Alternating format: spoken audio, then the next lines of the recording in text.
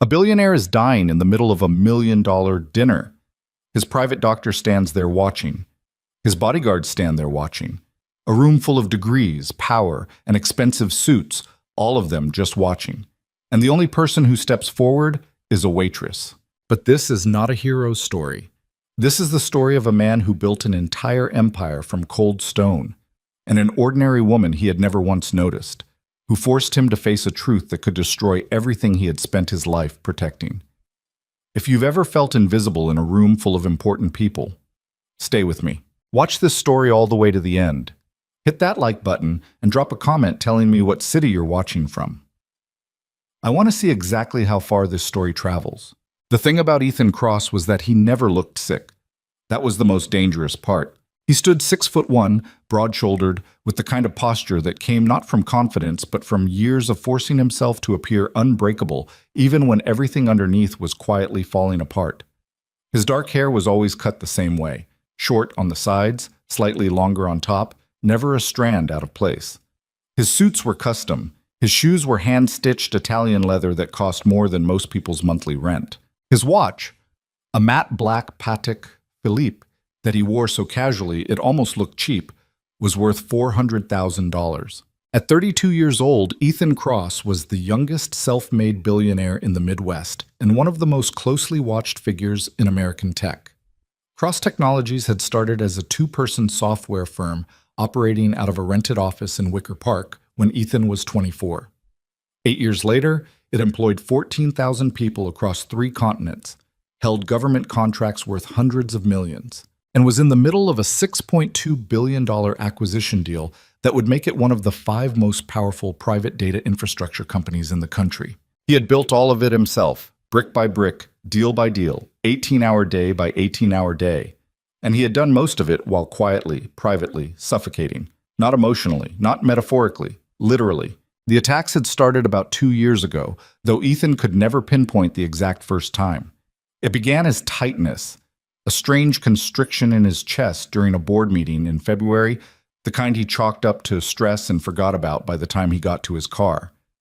Then it happened again 3 weeks later. This time in the middle of a phone call. His throat had simply closed. For about 8 seconds, he couldn't pull in any air at all. His vision narrowed, his fingers went cold, and then, just as suddenly as it had started, it passed. He had told no one. Ethan Kross did not tell people things. That was not how he operated. He had learned early, very early, in the kind of childhood that leaves marks you don't talk about at dinner parties, that showing vulnerability meant giving someone a weapon. His father had taught him that, not through words but through example, through watching the man get eaten alive by people who had once called themselves his partners. So when the throat spasms started, Ethan did what he always did with problems. He contained them.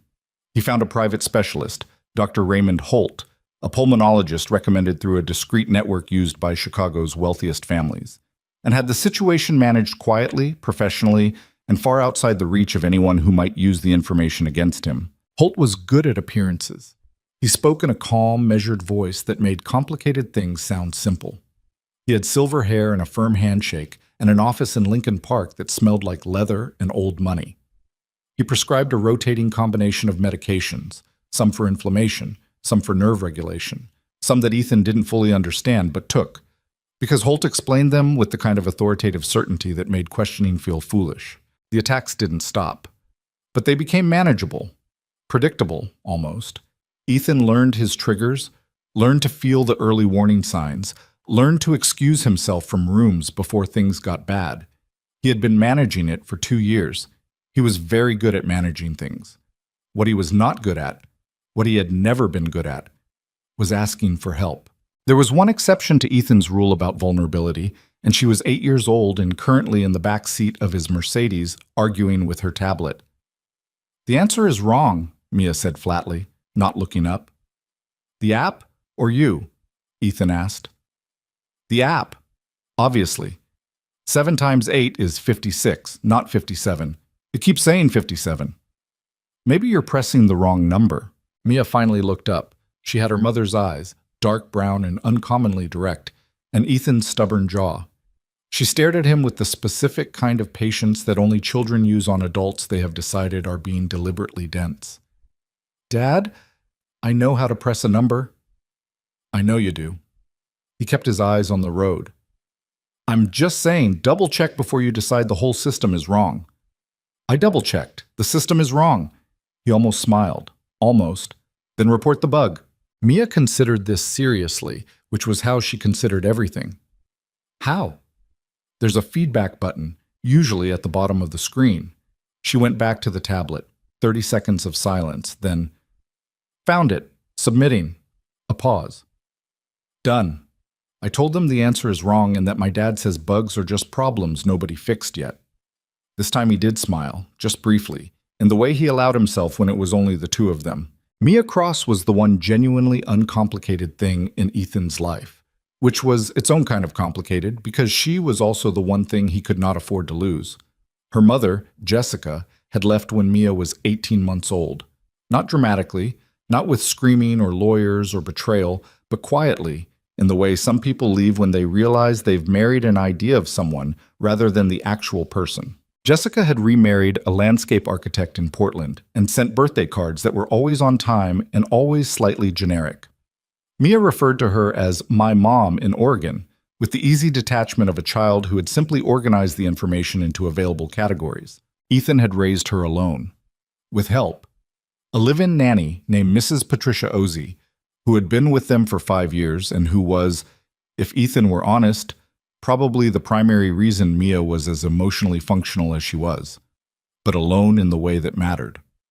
He was the one who showed up to school plays and parent-teacher conferences and emergency room visits for the broken arm at age 6. He was the one who sat on the edge of her bed when she had nightmares and couldn't always think of the right thing to say, but stayed anyway. He was not a warm father. He knew that. Warmth was not a language he'd been taught, but he was a present father, and he had decided early on that presence would have to be enough. Tonight, he was dropping Mia at Mrs. Ossie's apartment for the evening while he attended what his head of investor relations had described as the most important dinner of Q3. The Harlow Room at the top of the Meridian Hotel. 12 international investors. A $6.2 billion deal that needed reassurance after 2 weeks of market turbulence had made everyone nervous. Are you going to be late? Mia asked. Probably. How late? I don't know, Mia. Past 10? Maybe. She absorbed this. Mrs. Osei said she'd make jollof rice. That's good. She puts the crispy part at the bottom. I know she does. You should come have some when you get back, even if it's late. Ethan glanced at her in the rearview mirror. She was looking out the window now, watching the city lights begin to blur past as they crossed the bridge. She said it casually, the way kids say things they mean very seriously, but have learned not to say directly because they've noticed adults get uncomfortable with directness. I'll try, he said. It wasn't a promise. They both knew it wasn't a promise. But it was something, and for Mia, something was enough. For now. The Meridian Hotel occupied the top 12 floors of a glass tower on Michigan Avenue, and the Harlow Room occupied the very top of that. A private dining space reserved exclusively for guests whose net worth cleared 10 figures, or whose names appeared on enough board seats to amount to the same thing. The room itself was obscenely beautiful in the way only spaces designed to impress other obscenely wealthy people could be. Floor-to-ceiling windows overlooking Lake Michigan, hand-poured concrete walls that somehow felt warm. Lighting calibrated so precisely that everyone in the room appeared slightly better looking than they actually were. The tables were set with linen so heavy it barely moved in the air conditioning, and the silverware was the kind that made a satisfying, solid sound when you set it down. The staff had been briefed 3 days in advance. There were 12 of them working the room tonight. 6 servers, 2 sommeliers, a maitre d', 2 runners, and a floor supervisor named Gerald Marks, who had worked at the Meridian for 19 years and who communicated primarily through a system of eyebrow movements that his staff had learned to read like a second language. Clara Bennett was one of the 6 servers. She had been at the Meridian for 8 months, which made her the 3rd most junior member of the floor staff, which meant she normally worked the second dining room on the 41st floor, the one reserved for guests who were wealthy, but not wealthy enough for the Harlow Room. Tonight she was here because Annette, one of the regulars, had called in sick that afternoon with what Gerald described as allegedly a migraine, with the tone of a man who had long since stopped taking sick calls at face value. Clara had gotten the call at 4:30. She had exactly 90 minutes to get across the city from her apartment in Logan Square, change into the uniform kept in her locker, review the evening's menu with the kitchen, and be on the floor by 6. She made it by 6:02. Gerald clocked her arrival with a single raised eyebrow that communicated, acceptable, but not again. Clara Bennett was 30 years old and had been described, at various points in her life, as quiet, careful, and easy to overlook. She was medium height, with brown hair she kept pulled back on the job, and she had the kind of face that looked younger than her age. Not in a striking way, just in the way that made people occasionally ask if she was a student. Her hands were slightly rough from years of work and from the endless hand-washing that came with the job, and she had a small scar on the inside of her left forearm from a kitchen accident 3 years ago at a different restaurant that she no longer thought about. She was not particularly memorable, which was something she had made her peace with a long time ago. What she was, and what almost nobody who looked at her guessed, was deeply, specifically knowledgeable about one thing that had nothing to do with food service: airway emergencies. Her younger brother Danny was 26 years old and had suffered from a severe laryngeal hyperreactivity disorder since childhood, a condition involving unpredictable, violent spasms of the muscles controlling the upper airway that could, in their worst form, cause complete respiratory obstruction within seconds. Danny had been hospitalized 11 times. He had nearly died twice. The second time, when Clara was 22 and Danny was 18 and their mother was already gone, and their father was not the kind of person you called in a crisis, Clara had been the only one there. She had learned everything there was to learn, not theoretically, not from pamphlets, from being the person in the room when it happened over and over, until she could read the signs in the first 2 seconds and respond before most people had even registered that something was wrong. She had also spent 2 years in nursing school before Danny's last hospitalization had made working full-time a financial necessity rather than a choice. But she didn't think about nursing school much anymore. That was another thing she'd made her peace with. Tonight, she moved through the Harlow room with the quiet efficiency of someone who had learned to take up as little space as possible, refilling glasses without being asked, clearing plates at the exact right moment, reading the rhythm of each table, the way you learn to read people when you've spent years doing it. She was good at her job. Not in a way that anyone in this room would remember or remark on. Just good, in the quiet, consistent way that keeps things running. She had been on the floor for about 2 hours when she first noticed the man at table 1. Table 1 was where Ethan Cross sat. He was at the head of the arrangement. Not formally, there was no head at a round table, but the way the other 11 men positioned themselves made it clear who the center of gravity was. He was younger than most of them by at least a decade, which should have made him look out of place. Instead, he looked like the only one who belonged there, which Clara had noticed was a thing some people just had, a quality of presence that made their specific location feel correct regardless of context. She had served his table twice, water the first time, a bread course the second. He hadn't looked at her either time, which she expected and didn't take personally. In rooms like this, servers were infrastructure. What she noticed, what made something quiet and instinctive in the back of her mind tilt slightly sideways, was the way he swallowed. It was a small thing, the kind of thing you'd never notice unless you'd spent years watching for it. Twice in the first hour, she saw him pause mid-sentence, very briefly, with a slight tightening around his jaw. The kind of micro-expression that crossed a face when swallowing suddenly required conscious effort instead of happening automatically. She noticed it the first time and filed it away. She noticed it the second time and felt something sharpen inside her. She said nothing. It wasn't her place. She was a server in a room full of billionaires, and she had, quite literally, been handed a 3-page briefing document about not making unnecessary contact with the primary guests. She kept working. By the time the main course arrived, a dry-aged Wagyu beef with a truffle demi-glace that the kitchen had spent 2 days preparing, Ethan Cross had been at the table for 2 hours and 15 minutes and had consumed, as far as Clara could track, roughly a quarter of his food and a full glass of water with what appeared to be increasing deliberateness. She was at the service station near the east wall, checking the temperature on a bottle of Burgundy, when she heard the change in his voice. It was subtle, A slight roughness that hadn't been there before. Not laryngitis, not fatigue, but a constriction.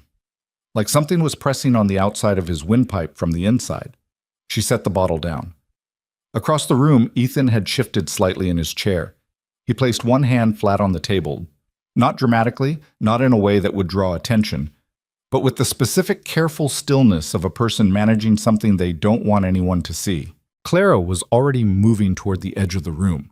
Not toward the table, not yet, but closer. One of the other servers, a man named Paul, who had been at the Meridian for 6 years, stepped up beside her. "You good?" he asked quietly, because he had noticed her attention had shifted. "That man at table 1, she said quietly, not looking away. "Watch his breathing." Paul looked. "He looks fine." "He's not fine." Paul frowned but didn't argue. He had learned in 6 years that the quiet ones were sometimes right about the things the loud ones missed. 30 seconds later, Ethan Cross stopped speaking mid-sentence. The man to his left, a heavyset German investor named Klaus Brenner, who had been speaking animatedly about real estate, didn't notice at first, continuing his point for another 3 seconds before the silence from Ethan's side of the table finally registered. Ethan, the Investor Relations VP, Marcus Webb, was the first to say his name. "You okay?" Ethan had both hands on the table now. His face was very still in the way that faces go still when the brain is directing all available resources to a single problem. His jaw was set. His throat was working. The tendons visible, the muscles pulling tight and then releasing and then pulling tight again. And then his face began to change color. Not dramatically. Not the purple-faced gasping of movie scenes. Just a slow, creeping pale. A draining of the normal flush from his cheeks as the oxygen in his blood started moving in the wrong direction. "Ethan." Marcus was standing now. "Ethan, what's—" And then Ethan Cross, billionaire, CEO, man who had never let anyone see him fall, tipped sideways out of his chair and hit the floor. The room detonated. What happened in the next 45 seconds was something Clara would replay in her mind for a long time afterward. Not because it was dramatic, though it was, but because of the specific revealing quality of how people respond when a situation exceeds the boundaries of what they've prepared for. The investors lurched backward from the table. 2 of them stood and immediately looked at each other as if waiting for someone else to decide what the correct facial expression was. Klaus Brenner said something in German that nobody translated. Marcus Webb was on his phone before Ethan had even fully hit the ground, calling 911 with a panicked efficiency that was technically the right thing to do, but would not help in the next 3 minutes. Ethan's personal assistant, a sharp young man named David Chen, who had been stationed near the door, rushed forward and then stopped about 4 feet away, looking at his boss on the floor with an expression of pure, helpless horror. Dr. Raymond Holt, who had been seated at a separate table near the window in an advisory capacity, and who was, by all documentation, Ethan's private physician, stood up, assessed the situation, reached into the inside pocket of his jacket, and pulled out a small case containing a preloaded syringe. He moved toward Ethan, and Clara Bennett moved faster. She wasn't running. Running in a room full of panicking wealthy people was how you caused a second emergency. She moved the way she'd trained herself to move, quickly, deliberately, with the specific quality of purpose that parts crowds without demanding they part. She was past the service station and through the gap between 2 overturned chairs and beside Ethan Cross on the floor before any of the 3 bodyguards stationed at the room's perimeter had processed what they were supposed to do. "Who are you?" one of them started. "Airway emergency," she said, not to him but to herself, the words functioning less as communication and more as a diagnostic checklist. She was already on her knees beside Ethan, 2 fingers pressed to the side of his neck. Pulse there. Fast. But there. His lips were going bluish at the corners. His throat was visibly contracting. The laryngeal muscles in full spasm, the airway locked. She'd seen this before. She'd seen it in a hospital room in the middle of the night with Danny, age 18, and she had been 22 years old and completely terrified and completely alone, and she had done it then and she would do it now. "Don't touch him." One of the bodyguards had reached her and grabbed her by the shoulder. "Get your hand off me," she said with a flatness that, later, when people tried to describe what happened, Several witnesses would call the most quietly authoritative thing they'd ever heard from a person in a service uniform. "I know what this is." She didn't wait for his response. She repositioned Ethan's head, careful, angled, tilting it back just slightly to create the optimal line from the trachea upward. Then she placed the heel of one hand on the upper chest just below the sternum and applied controlled, specific pressure. Not the blunt force of a chest compression, but a precise, rhythmic stimulation targeted at the diaphragm and the laryngeal reflex point she had learned from a thoracic specialist who had explained the technique to her in a hospital corridor at 2 in the morning because she had simply stood there and refused to leave until she understood. "This is wrong," Dr. Holt said from somewhere above her. "You need to let me administer." "What are you giving him?" she said, not stopping. "Epinephrine, and he doesn't need epinephrine. That will make it worse." She didn't know how she was this calm. She had wondered about that later. "This is laryngeal spasm. Epinephrine will increase laryngeal tension. You will kill him." Dead silence. Absolute ringing silence from every person in the room. Holt did not move. Clara kept her hands exactly where they were. 3 seconds. 4. 5. And then, not dramatically, not with a cinematic gasp, Ethan Cross took a breath. It was shallow. It was rough. It sounded like gravel dragged through a narrow pipe, but it was air moving in the right direction, and his color began to shift, that terrible pale blue retreating slightly, a flush of something almost normal beginning to return to his face. She felt the tension under her hands begin to release, the muscles slowly, grudgingly, letting go. She kept her hands still until she was sure.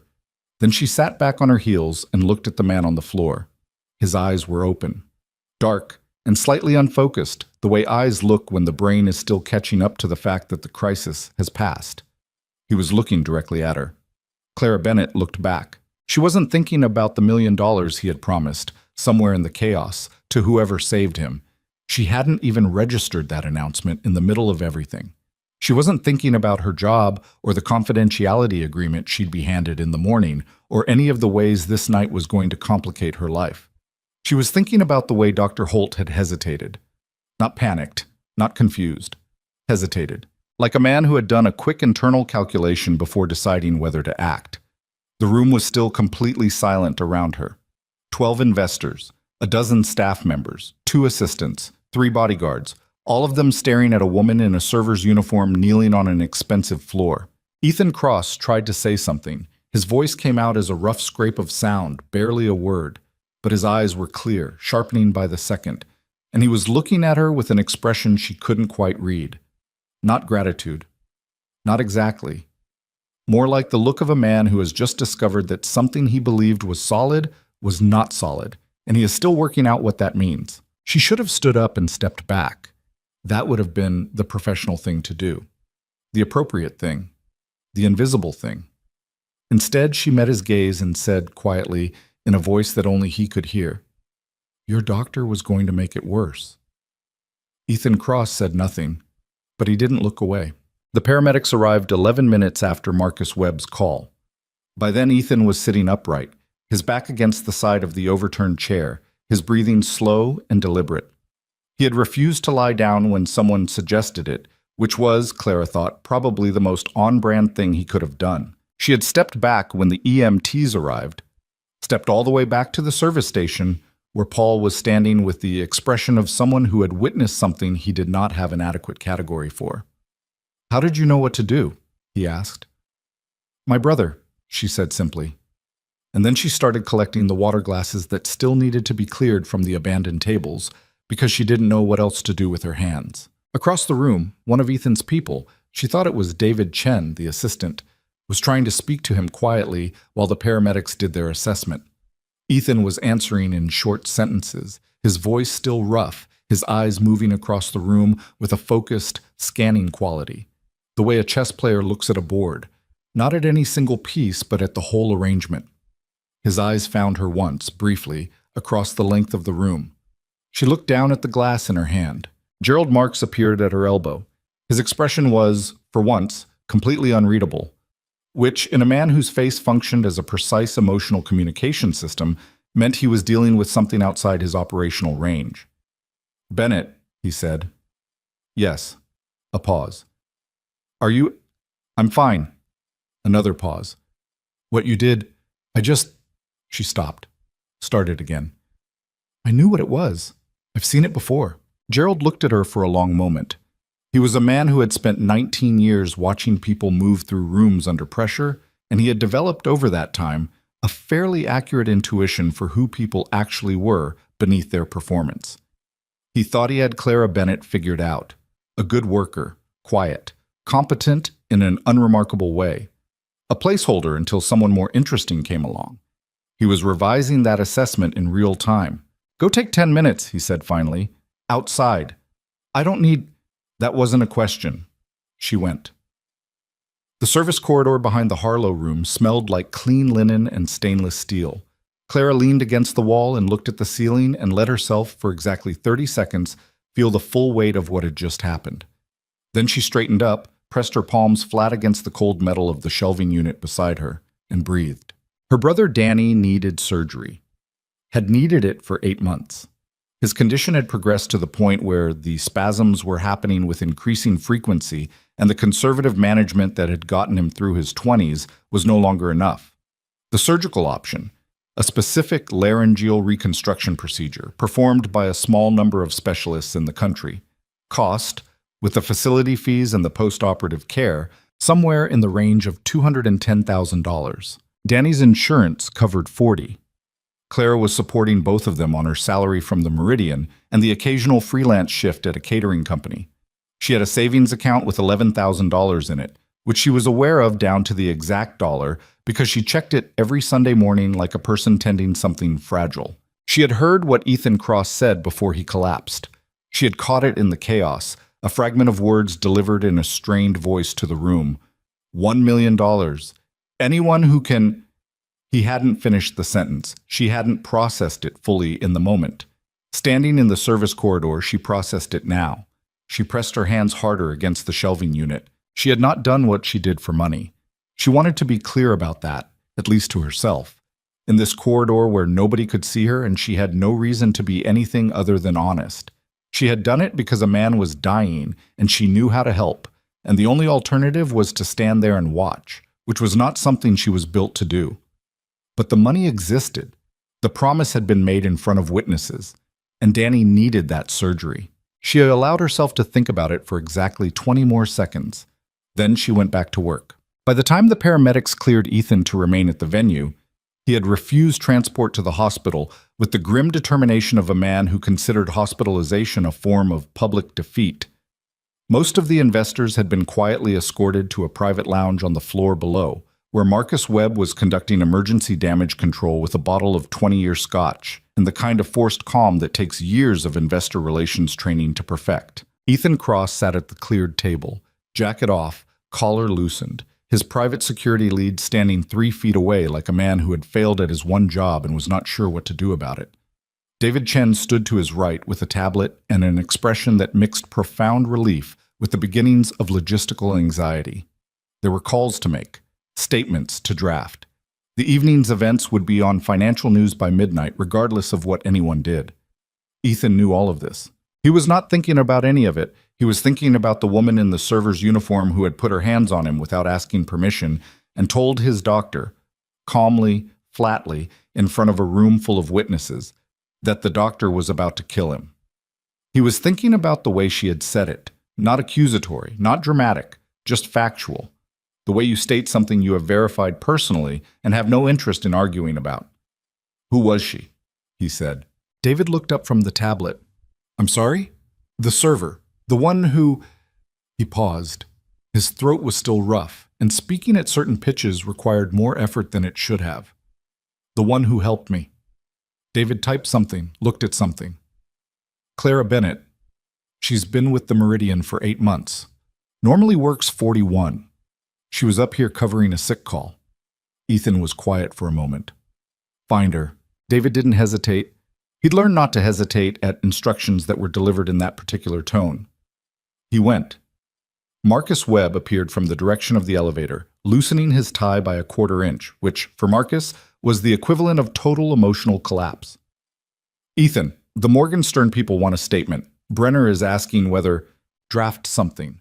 Medical incident, fully managed, all scheduled activities proceeding as planned. Ethan's voice was flat and routine, the words coming from some autopilot part of him that handled crisis communications while the rest of him was occupied elsewhere. Don't use the word collapse. Use medical episode. Marcus absorbed this with the practiced neutrality of someone who had been managing Billionaire PR for 15 years. And the promise you made? Before what promise? Marcus's expression flickered. You said, before you, when you were... He cleared his throat. You told the room you'd give $1 million to anyone who helped you. Ethan looked at him. Several people heard it, Marcus said carefully, including at least 2 who will absolutely mention it if we don't address it. Ethan was quiet for a moment. Then we address it, he said. Marcus nodded, relieved. I'll have legal draft something, a thank you payment, properly structured, non-binding in terms of...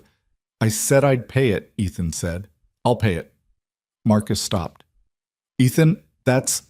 I don't need your opinion on this, Marcus. Silence. Find out, Ethan said slowly, what she needs. Clara was clearing the final table when David Chen found her. He was young, couldn't have been more than 25, and he had the slightly dazed quality of someone still processing an evening that had deviated significantly from the plan. He approached her the way people approach servers when they're not sure of the social protocol, with that combination of deference and entitlement that comes from being important enough to have a personal assistant, but not yet comfortable enough in one's own importance to wear it naturally. Ms. Bennett? She looked up. Yes? Mr. Cross would like to speak with you, if you have a moment. Clara set down the stack of plates in her hands. She looked at David Chen for a second, reading his face the way she read faces, for the thing underneath the thing. Is he all right? David blinked. He had clearly expected a different response. Yes, the paramedics cleared him. Yes. Good, she said, and she picked the plates back up. David stared. Miss Bennett, Mr. Cross is... I know who he is. She wasn't rude about it, just direct. Tell him I'll be a few minutes. I need to finish the table. David Chen opened his mouth, closed it, sent a very brief text on his phone, then stood and waited with the expression of someone receiving feedback from his employer in real time through a screen. Clara finished clearing the table. She carried the plates to the kitchen pass. She untied her apron and folded it over her arm, and then, because she noticed her hands were very slightly unsteady in a way she hadn't let herself register until this moment, she stood at the kitchen pass for 5 seconds and made them be still. Then she went to find Ethan Cross. He was sitting where David had described, at the main table, jacket off, the expensive evidence of the evening's disaster cleared away around him. He looked, she thought, simultaneously less and more than he had at the beginning of the night. Less polished. The collar open, the careful surface slightly abraded by what had happened, but also somehow more real, the way things look when you see them stripped of their presentation. He watched her approach. She stopped at a professional distance and looked at him steadily. You wanted to speak with me, she said. I did. His voice was still rough. Sit down. She stayed standing, not defiantly, just... There was something in the way he had issued the instruction that she didn't quite want to comply with, on a purely instinctive level. Something crossed his face. Possibly the first time in recent memory that someone in a service uniform had declined to follow an instruction from him. He processed it. Then, with a very slight adjustment of his expression that might have been the beginning of respect, Please. She sat. They looked at each other across the table for a moment. 2 people from entirely different worlds, both slightly off balance in different ways, both being more honest in this moment than they intended. What you did, he started. Stopped. I knew what it was, she said again. You told my doctor he was wrong. He was wrong. Ethan's jaw tightened slightly. He's been treating me for 2 years. Clara looked at him and then said something she probably shouldn't have said, but that came out anyway, the way things do when you're tired and the filter is temporarily offline. Then why do you keep having attacks? The silence that followed was not comfortable. It was the kind of silence that happens when a question exposes something the listener has been very deliberately not looking at. Ethan Cross was quiet for so long that she thought she'd crossed a line she couldn't uncross. Then he said, quietly, in a voice entirely stripped of its corporate surface. I don't know. And for the first time that evening, Claire felt something other than clinical focus. She felt the specific, exhausting weight of a person who has been managing something alone for too long. She recognized it because she had carried it herself for years, and she still wasn't entirely sure she'd put it down. I have a brother, she said. He has the same condition. I've been watching it for most of my adult life. She paused. I think you need a second opinion, from someone who isn't Dr. Holt. Ethan looked at her. I'm not a doctor, she added. I'm aware of that. You were in nursing school, he said, which surprised her. She hadn't told him that. Your assistant does fast work, she said. Something moved at the corner of his mouth. Not quite a smile, but the outline of one. I keep my promises, he said. His voice had shifted. Not softer exactly, but more direct, less performance. What I said tonight before I heard. $1 million to whoever I heard. He looked at her. Most people would have said yes faster than I could finish the sentence. I'm not most people, she said, which she didn't mean to sound sharp but came out that way slightly. I did it because you needed help, not because of the money. I know that, he said, and somehow she believed him. But, she said, and then she stopped. He waited. My brother needs surgery, she said carefully.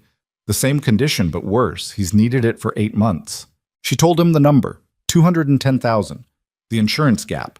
She told him in the same flat, factual way she'd told him his doctor was wrong, because she had decided somewhere in the last 3 hours that she was done with the particular social performance of pretending not to need things. Ethan Cross listened. Then he looked at her for a long moment with that same unreadable expression, the one she'd seen on the floor when his eyes had first focused on her face. I'll handle it, he said. I'm not asking for charity. I know you're not. He held her gaze. I promised $1 million. And you're telling me your brother needs surgery. I can do the math.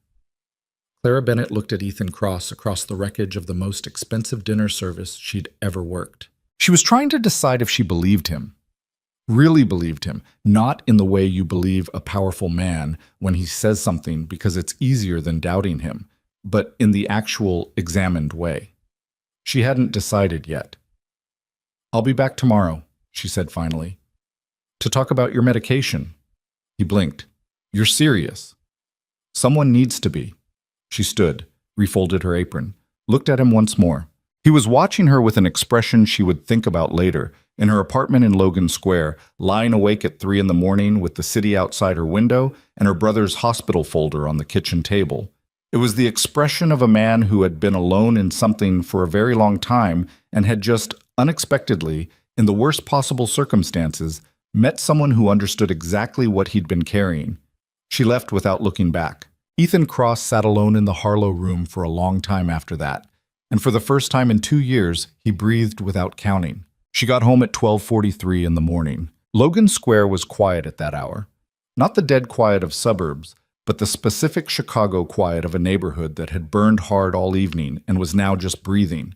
The last few bars still leaking music into the street, a couple arguing 2 floors above her in a language she couldn't identify.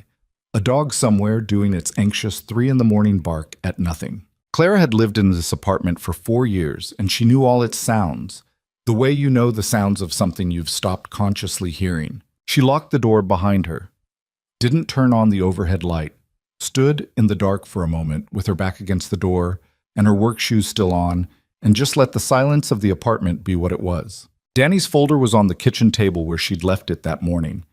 It was a manila folder, thick with printouts and billing statements and insurance correspondence, the corners soft from handling. She developed the habit of leaving it visible, not because she needed to see it, but because the one time she'd put it in a drawer she'd gone 3 days without opening it, and the bills had gotten worse in the interim. Better to leave it out. Better to look at it every morning and every night until looking at it stopped feeling like a punch and started feeling like just a fact. She sat down at the kitchen table without taking off her coat, opened the folder, looked at the number she already knew by heart. $210,000, minus the $40,000 that insurance had agreed in writing to cover, a number that had taken 8 months of phone calls and appeals and one actual letter from a patient advocacy lawyer to extract. That left $170,000 that needed to come from somewhere. Her savings account had $11,240 in it. She had done the math so many times she didn't need a calculator anymore. She closed the folder, pushed it back to its spot in the center of the table. Then she sat there in her coat in the dark kitchen and thought about what Ethan Cross had said. "I'll handle it." She wanted to believe him. She was aware of the wanting, and she was suspicious of it because she had learned, through Danny's illness, through the insurance company, through the specific education that comes from being a person without money trying to navigate systems built for people with it, that wanting to believe something was not the same as having a reason to. Powerful people said things. Sometimes they meant them. More often they meant them in the moment and then forgot them when the moment passed and the lawyers started talking. She pulled out her phone, searched his name. Ethan Cross had a Wikipedia page, a Bloomberg profile, a Forbes ranking, number 47 on the under 40 list, and approximately 412 news articles from the past 3 years. She read 3 of them. They told her what she already knew from working in rooms like the Harlow Room long enough. He was disciplined, he was private, he had built something real from nothing, and he ran his company with a precision that people who admired him called focused, and people who didn't called cold. There were 2 mentions of his daughter, just 2, in 400 articles. In both of them, he declined to comment. She appreciated that, oddly. The privacy of it, the deliberateness. She put her phone down. The dog upstairs was still barking. She finally took off her coat. The next morning arrived the way mornings do when you haven't really slept. Not gradually, but all at once. The light through the blinds going from nothing to too much without sufficient transition. Clara lay in her bed for approximately 90 seconds, taking inventory of how her body felt, which was the habit she'd developed over years of shift work and intermittent crisis. Her feet ached. Her lower back had a specific complaint about the 4 hours she'd spent on the marble floor of the Harlow Room. Her mind was already running, which was its default state and the thing she liked least about herself. She got up, made coffee, called Danny. He picked up on the second ring, which meant he'd been awake for a while. He usually was, these days. The spasms had been waking him up at night. Not full attacks, but the early warning tightness that was enough to jolt you awake and leave you sitting up in the dark, waiting to see if it was going to get worse. "Hey," he said. His voice was slightly raspy, which it always was in the morning now. "How was last night?" 2 episodes, small ones. Went back to sleep after. She made herself keep her voice level. "Time?" "Around 2 and 4. "Did you use the it?" "Yeah, I used it." He had the tone of someone who had answered this specific question many times. It helped. She wrapped both hands around her coffee mug. "I need to tell you something." A pause on his end. Danny had learned over years of being her brother to read her specific quality of pauses. Good something or bad something? "I don't know yet," she said honestly. "It might be good. I don't want to tell you it's definitely good until I know." "Clara, I was at the Harlow Room last night, covering for Annette." "Okay." "There was a man, a guest. He had an episode." Silence. Then, very quietly, "Like mine." "Exactly like yours." She paused. "I helped him." She could hear Danny processing this, the sound of him sitting up, the slight shift in his breathing. He knew what helping someone through a laryngeal spasm episode meant. He knew what she was when she went into that mode, because he'd been on the receiving end of it enough times to understand it was not a small thing. "Is he okay?" "He's okay." Good. And she believed him. Danny never had the kind of ego that would resent a stranger getting the care he himself needed. That was one of the things she loved about him. "What's the other part?" "He made a promise, before it happened, in front of witnesses." She chose her words carefully because she still wasn't sure, and she did not want to build something in Danny's head that might collapse. "He said he'd give $1 million to anyone who helped him." The silence this time was longer. "Clara, I don't know if he'll follow through. I don't know him, but I told him about you and he said he'd handle it and I don't know." She stopped, started again. "I just wanted you to know, because if it happens, it changes things. And if it doesn't happen, I didn't want you to find out later and feel like I'd kept something from you." Danny was quiet for a moment. When he spoke, his voice had the careful quality of someone managing their own hope. What was he like? Hard to read. She thought about it. Not a bad person, I don't think, just complicated. The kind of person who's been alone in something for too long. Danny made a sound that might have been a laugh. You'd know something about that. Danny? I'm just saying. She finished her coffee. I'll call you when I know more. Hey, Clara? Yeah. Whatever happens with the money? What you did last night? You know that matters, right? Regardless. She didn't answer that. She just said goodbye and hung up. Because she was her father's daughter in at least that one way. She did not know what to do with things that were meant as kindness. She arrived at Cross Technologies headquarters at 9:47 in the morning. It was a 43-story building in the West Loop, glass and steel, and deliberately understated in the way that only very expensive architecture manages to be. The kind of building that doesn't try to announce itself because it doesn't need to. The lobby was the size of a small concert hall, with a security desk staffed by 3 people who all looked slightly like they could break something structural with their bare hands if required. Clara was wearing black trousers, a gray blouse, and a dark jacket she'd bought 2 years ago for a job interview at a medical administration company she hadn't gotten.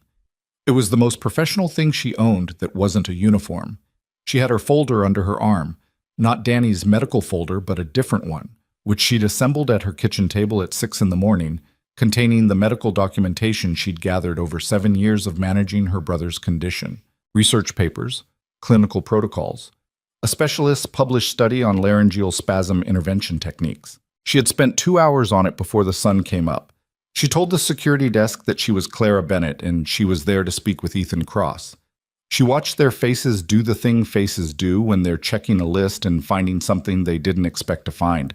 A slight recalibration, a micro-adjustment. David Chen came down in the elevator 4 minutes later. He was in a different suit than last night, but he had the same expression. The specific exhaustion of someone who had been on the phone since dawn managing fallout. Ms. Bennett, he said, Mr. Cross is expecting you. She followed him into the elevator. They rode up in the particular silence of 2 people who have recently shared a crisis and haven't yet established the social protocol for what comes after.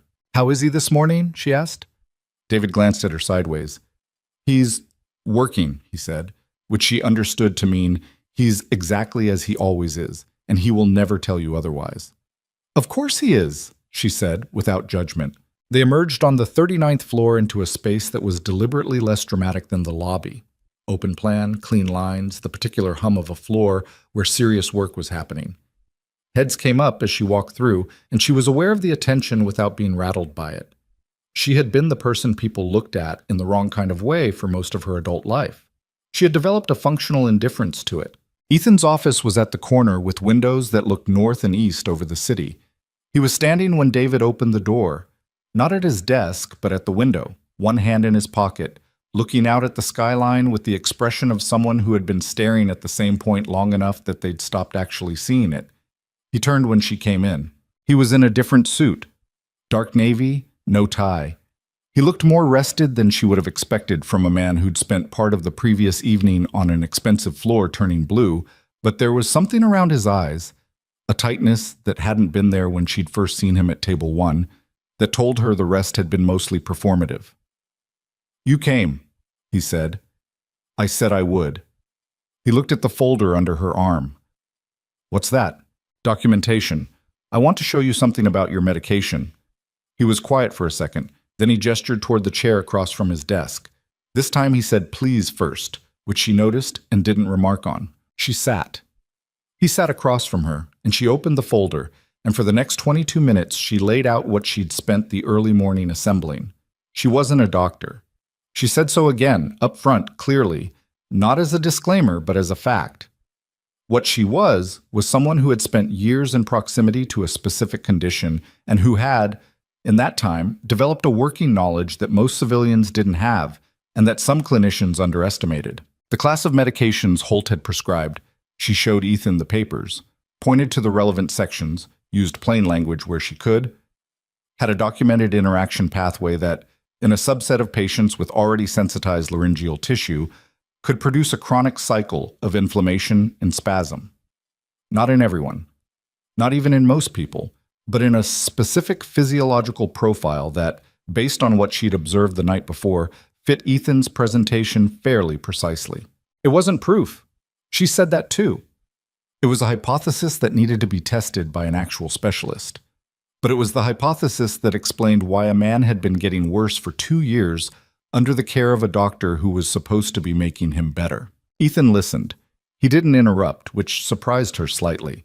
He was the kind of man who, she suspected, typically redirected conversations that were going somewhere inconvenient. But he sat, and he listened, and he looked at the papers she slid across the desk with the focused attention of someone who had decided to actually take something seriously. When she finished, he sat back. "Holt trained at Northwestern," he said. Not defensively, just stating it. "I know. I looked him up this morning. He's treated some of the most influential people in the city." "I know that too." A pause. "And you think he's been wrong for 2 years. I think," she said carefully, "that the medication protocol is worth reviewing by someone other than the person who prescribed it." Ethan was quiet. He turned slightly toward the window. Outside, Chicago was doing its thing. Relentless, indifferent, the lake flat and gray-blue in the morning light. "My throat felt better this morning than it has in months," he said. It wasn't a concession. It was just a fact he was reporting, like reading a data point off a screen. "The technique I use disrupts the spasm cycle," she said, "but it doesn't fix the underlying trigger.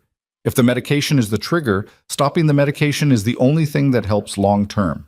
He looked at her. "You're very direct." "You seem like you can handle direct." Something shifted in his expression. Not quite amusement, but something adjacent to it. "Most people in your position would be asking about the money right now." "I'll ask about the money," she said. "I'm just asking about the medication first." He nodded slowly, something settling in his posture. "Fair enough." He called Dr. Holt's office that afternoon and canceled his standing appointments. Clara didn't know that yet when she left his building at 11:30. She walked out into the West Loop morning with her folder and her jacket and the specific feeling of a person who has done something they needed to do and has no idea what happens next. The city was loud and ordinary around her, which was a relief after the compressed, expensive air of the past 16 hours. Her phone buzzed as she reached the corner. She expected David Chen. It was Gerald Marks. She looked at the screen for a second, then answered, "Bennett." Gerald's voice had its customary economy. "I need you in my office at 2.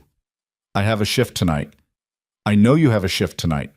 A pause that carried more information than most people's full sentences. "This is before your shift, 2 o'clock." She arrived at Gerald's office at exactly 2. It was a small room off the service corridor, practical and undecorated except for a framed photo of Gerald with his wife at what appeared to be some kind of fishing tournament, and a whiteboard covered in shift schedules. Gerald was already there, and he wasn't alone.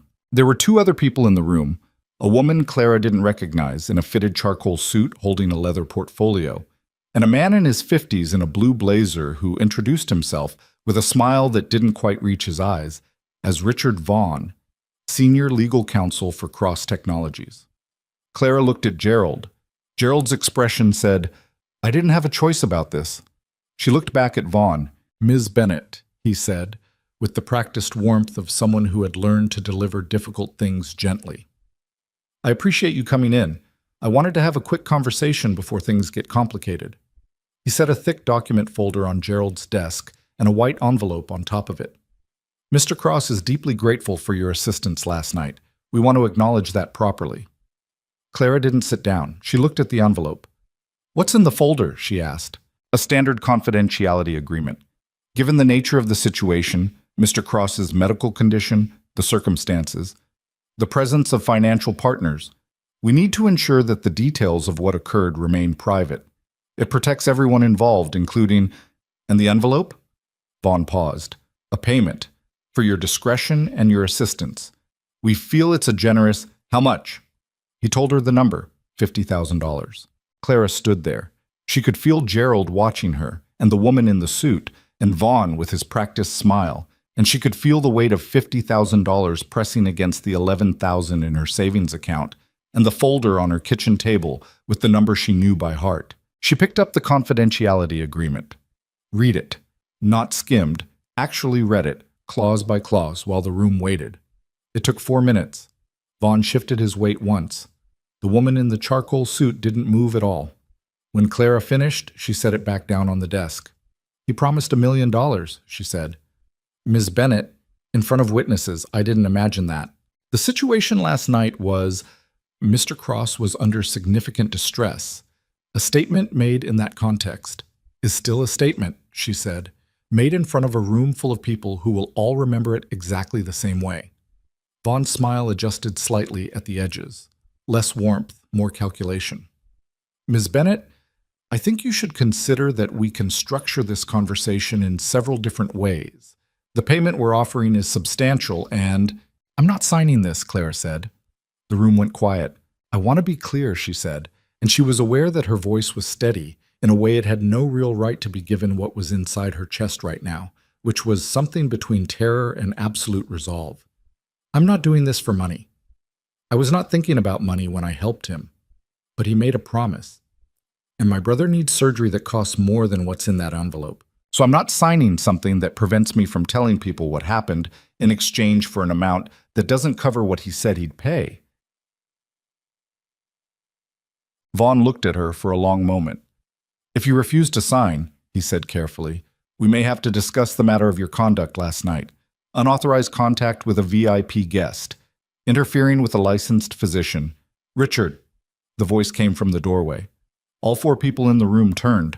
Ethan Cross was standing in the entrance to Gerald's small office, still in the navy suit from the morning, looking at his own lawyer with an expression Clara had not seen on him before.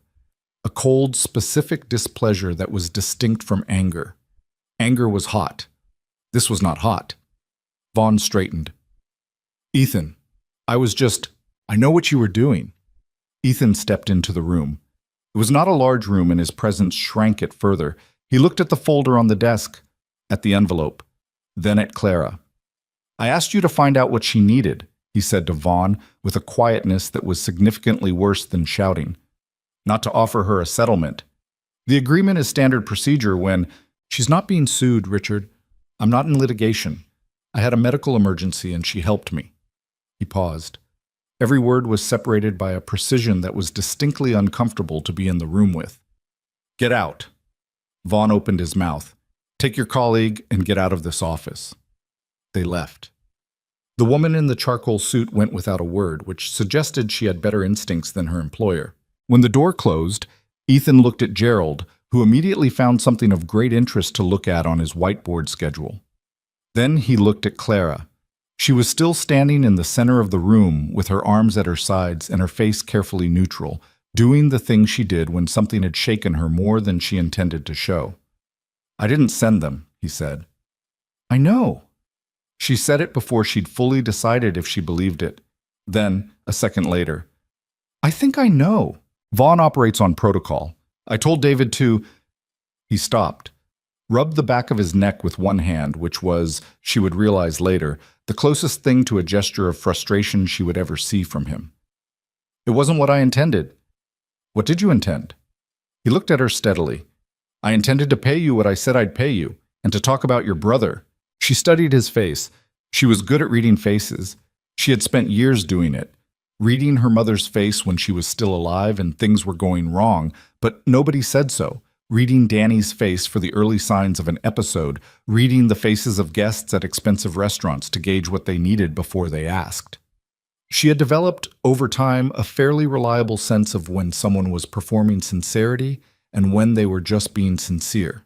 Ethan Cross was not, in that moment, performing. "My brother's surgery costs $170,000 out of pocket," she said, "after insurance." "I know. David pulled the information." She stiffened. "He what?" "Medical financing databases. Insurance records are—" He stopped at her expression. "I know how that sounds. It sounds like a violation of my brother's privacy." "You're right." He said it without hedging. "It was efficient and it was wrong. I'll tell David not to do it again." She stared at him.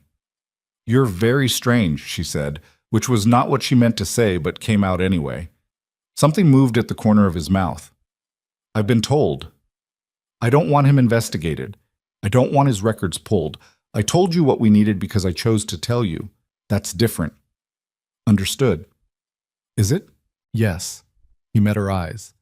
I understand the difference between information that's given and information that's taken. I shouldn't have done it. It won't happen again. She held the look for another second, then exhaled. The surgery, she said. I'll fund it, the full amount. And if you're willing, I'd like to arrange a consultation with Dr. Yuan at Northwestern Memorial. He's the best laryngeal reconstruction specialist in the Midwest, maybe the country. He doesn't usually take new patients, but I can make a call. Clara was quiet for a moment. The amount he was offering, the surgeon he was offering, was not something she could produce from her own resources in any timeline that mattered for Danny. She was aware that. She was also aware of exactly what it felt like to be on the receiving end of a powerful person's generosity, and how easily that generosity could become a form of control if you weren't careful about the terms. What do you want in return? She asked. Nothing. That's not how this works. I know it's not how it usually works. He seemed to choose his next words with unusual care. I want to do it because I said I would, and because... He stopped. Started again, in the slightly rougher way people speak when they're saying something they mean and haven't rehearsed. Because you didn't have to come back this morning. You could have signed whatever Vaughn offered and walked away and nobody would have blamed you. The fact that you came back with a folder full of research... He paused. I'm trying to pay attention to what that means. She looked at him for a long moment. She thought about Danny waking up at 2 and 4 in the morning with his throat closing. She thought about her folder on the kitchen table. She thought about nursing school and the professor who had told her she had good hands. You have the instinct for it, Ms. Bennett. You should finish. And she had finished 2 years later, and then she hadn't. I want the terms in writing, she said. Not a confidentiality agreement. A straightforward letter. The surgery funding, the referral to Dr. Yuan, the $1 million as agreed. No clauses about discretion, no restrictions on what I can say publicly. Ethan didn't hesitate. Fine. And I don't want to owe you anything afterward. This is a debt settled. We're even.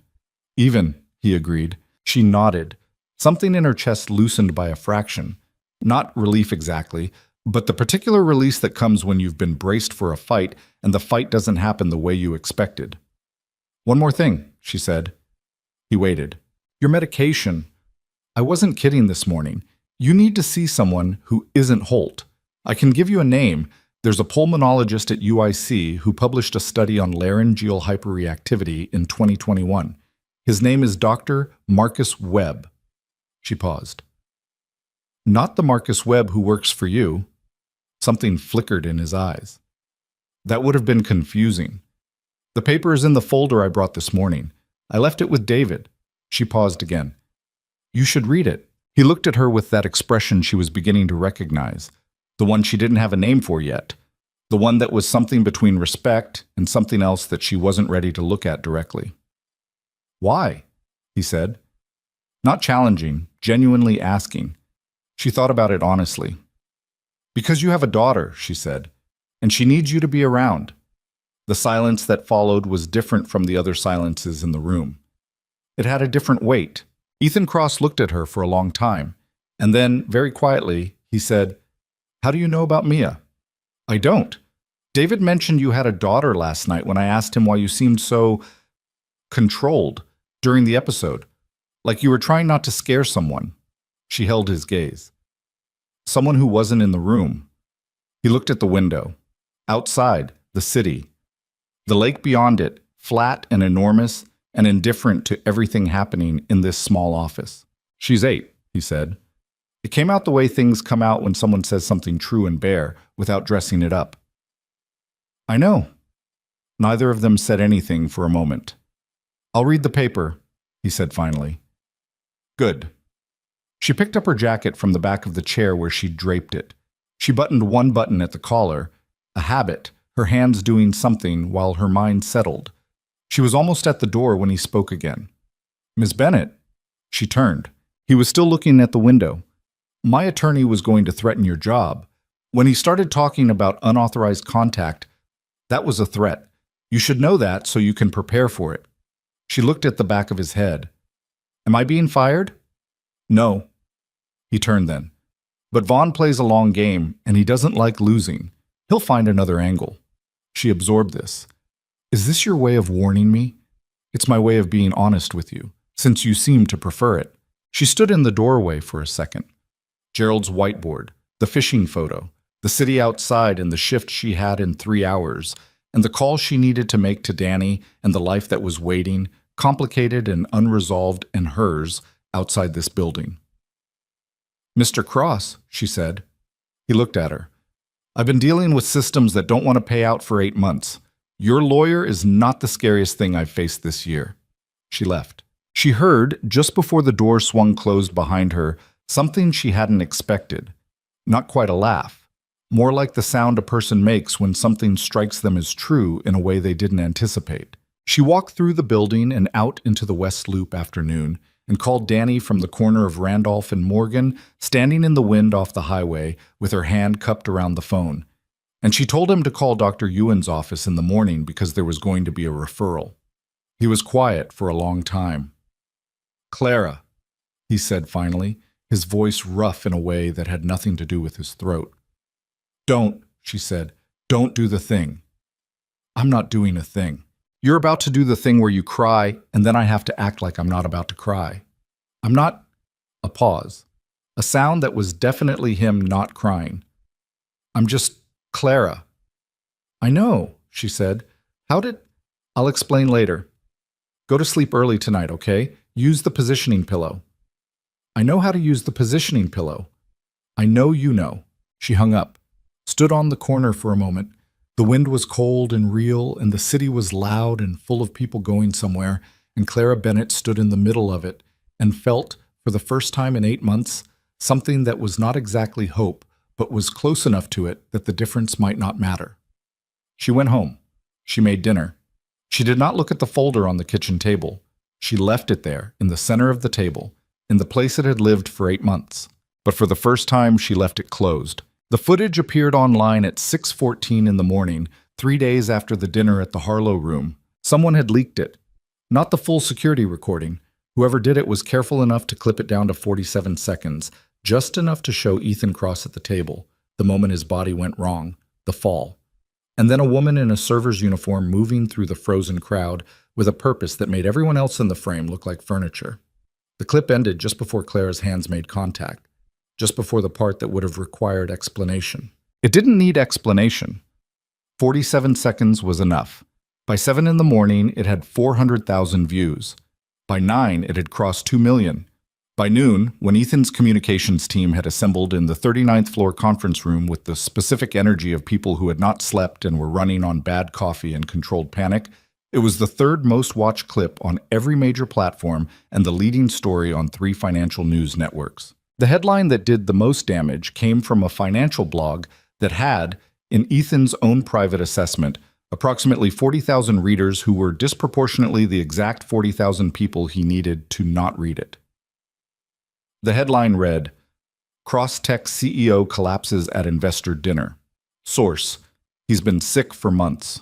The source was anonymous, the details were vague, but the specificity of months, not suddenly, not unexpectedly, but months, had landed in the financial community like a stone in still water, and the ripples were already visible in the pre-market numbers.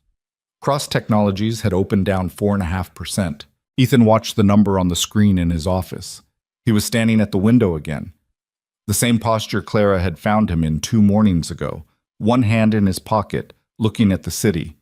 Except the city today felt like it was looking back. Marcus Webb came in without knocking, which was his privilege and his habit during crises. He set a tablet on Ethan's desk showing a scrolling feed of financial headlines.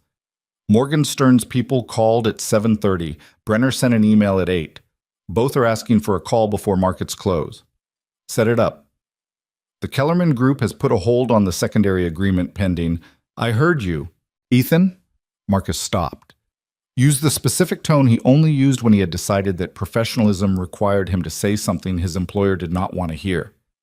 We need to talk about a statement, a real one, not the medical episode language from 3 days ago. Ethan turned from the window. People are speculating, Marcus said, and speculation is always worse than fact. Right now they're writing their own version of what's wrong with you, and I promise you their version is worse than yours. Ethan was quiet for a moment. He looked at the tablet, the headlines, the number that was still moving in the wrong direction. Get the team in here at 2, he said. Marcus nodded, already moving, then paused at the door. The server. The woman in the video. Her face is visible for about 6 seconds at the very end when the clip cuts. People are already trying to identify her. Ethan's jaw tightened. How close are they? A few hours, maybe. Someone's already posted that she works at the Meridian. Make sure she knows, Ethan said. Tell David to call her. Clara found out at 10:17 when her phone rang with a number she'd saved under David Chen, Crosstech, after their first conversation. It's out, David said. He had the clipped, information-dense phone manner of someone who spent most of his day managing crises on behalf of someone else. A clip from the Harlow room. You're in it. She was at the laundromat 3 blocks from her apartment, sitting on a plastic chair watching her work shirts rotate. She pulled up the clip on her phone with one hand. Watched it. Watched herself. The way she moved through the room, which she'd never seen from the outside before. It was strange and slightly disorienting, like hearing a recording of your own voice. The woman on the screen looked more certain than Clara remembered feeling. How bad? She asked. Your face is visible at the end. People will figure out who you are by this afternoon. She looked at her shirts rotating. What do you need from me? Nothing. Mr. Cross wanted you to know before it happened, so you could prepare. She absorbed that. He was warning her again, the second time in 3 days. Tell him I appreciate it, she said. She hung up, looked at the clip once more. Then she called Danny. He'd already seen it. Of course he had. Danny, who couldn't work right now and spent most of his daylight hours on his phone or his laptop, had eyes on everything. That's you, he said, without preamble. That's me. You look like you know exactly what you're doing. I did know exactly what I was doing. Clara. His voice had the tone it got when he was working up to saying something she would resist. People are going to come looking. I know. Are you going to talk to them? She watched her shirts. Not yet. Not yet meaning I don't know what I'm doing yet, meaning I need to think. She paused. How's your throat this morning? Don't change the subject. How's your throat, Danny? A short silence. Better than yesterday? One small episode around 5, resolved on its own. Good, she exhaled. I'll call you tonight. She spent the rest of the morning thinking about what she knew and what she couldn't yet prove, and the distance between those two things, because she had not told Ethan everything. Not yet. There was a piece she was still turning over in her mind, examining from different angles, trying to determine if the shape she thought she saw was real, or if she was constructing a pattern out of fear and her own too specific knowledge. It had started with the paper she'd given him. Dr. Marcus Webb's, the other Marcus Webb, the researcher, not the VP, 2021 study on laryngeal hyperreactivity and medication-induced progression. She knew that paper almost by heart. She had read it the first time 3 years ago when she was looking for answers about Danny's worsening condition, and she had read it again recently when the pattern of Ethan's attacks, as she'd reconstructed it from the timeline he'd mentioned during their conversation, had started striking her as wrong in a specific way. Not just wrong as in the medication isn't working. Wrong as in the medication is doing something it shouldn't be doing, in a way that requires deliberate, specific dosing to achieve. She was not a toxicologist. She was not a pharmacologist. She was a woman who had spent years in proximity to a very specific condition and who had, in the course of that time, developed a working knowledge of what organic progression looked like versus what managed progression looked like. Danny's condition had progressed organically. She knew what that felt like from the inside. Chaotic, unpredictable. The attacks scattered in frequency and intensity without pattern. Some months worse, some better. The whole thing governed by factors nobody fully understood, including stress and season and diet and 100 small variables. What she'd observed in Ethan, in the short timeline she had, which was admittedly limited, was different. The attacks were clustered. They had a rhythm. And that rhythm, when she mapped it against what he'd told her about his treatment schedule, correlated too precisely with his medication administration windows to be coincidental. She had written it out on a legal pad the night before, sitting at her kitchen table with the folder finally open again, this time to a fresh page. 2 columns. Treatment dates as Ethan had described them. Attack dates as he'd mentioned in passing during their conversations. The correlation was not perfect. Nothing in medicine was perfect. But it was there. It was consistent, and it pointed in a direction that made her stomach feel cold. She needed to be careful. She needed to be very, very careful because what she was considering was not medical negligence. It was not a doctor making a mistake. It was something worse than that.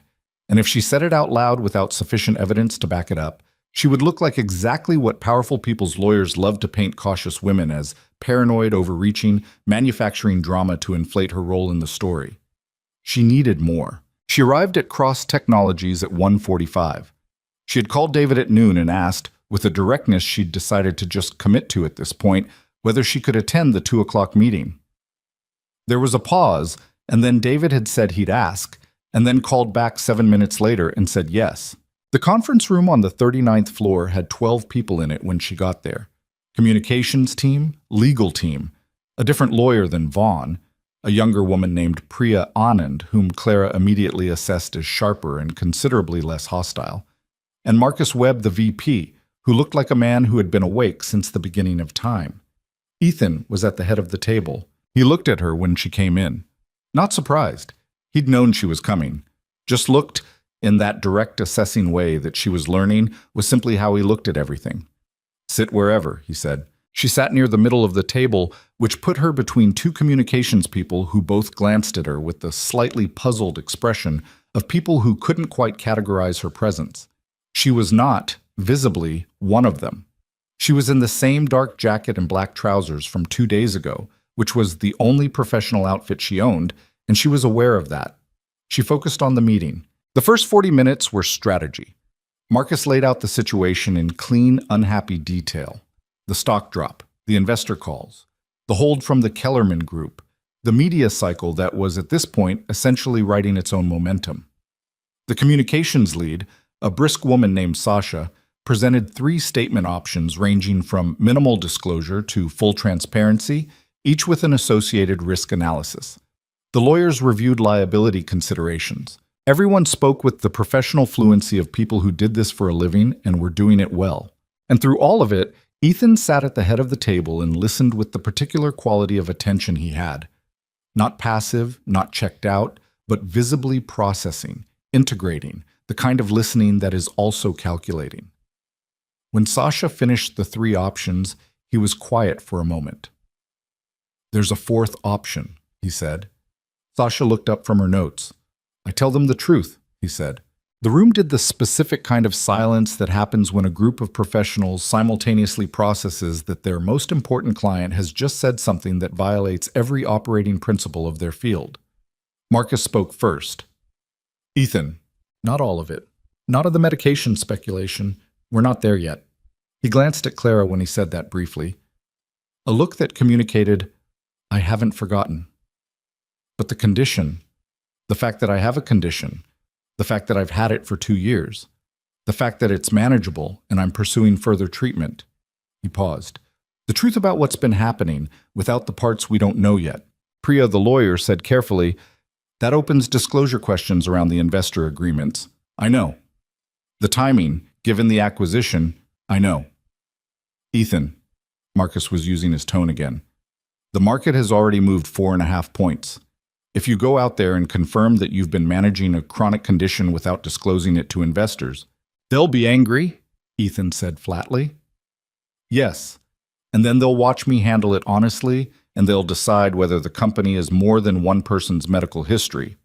He looked at Marcus with a directness that ended the argument before it could fully start. "I'm not building this company on a lie that gets bigger every time someone clips another 47 seconds of security footage. We get ahead of it. Today." Another silence. Sasha was already writing something. Priya had her pen moving. Clara said nothing.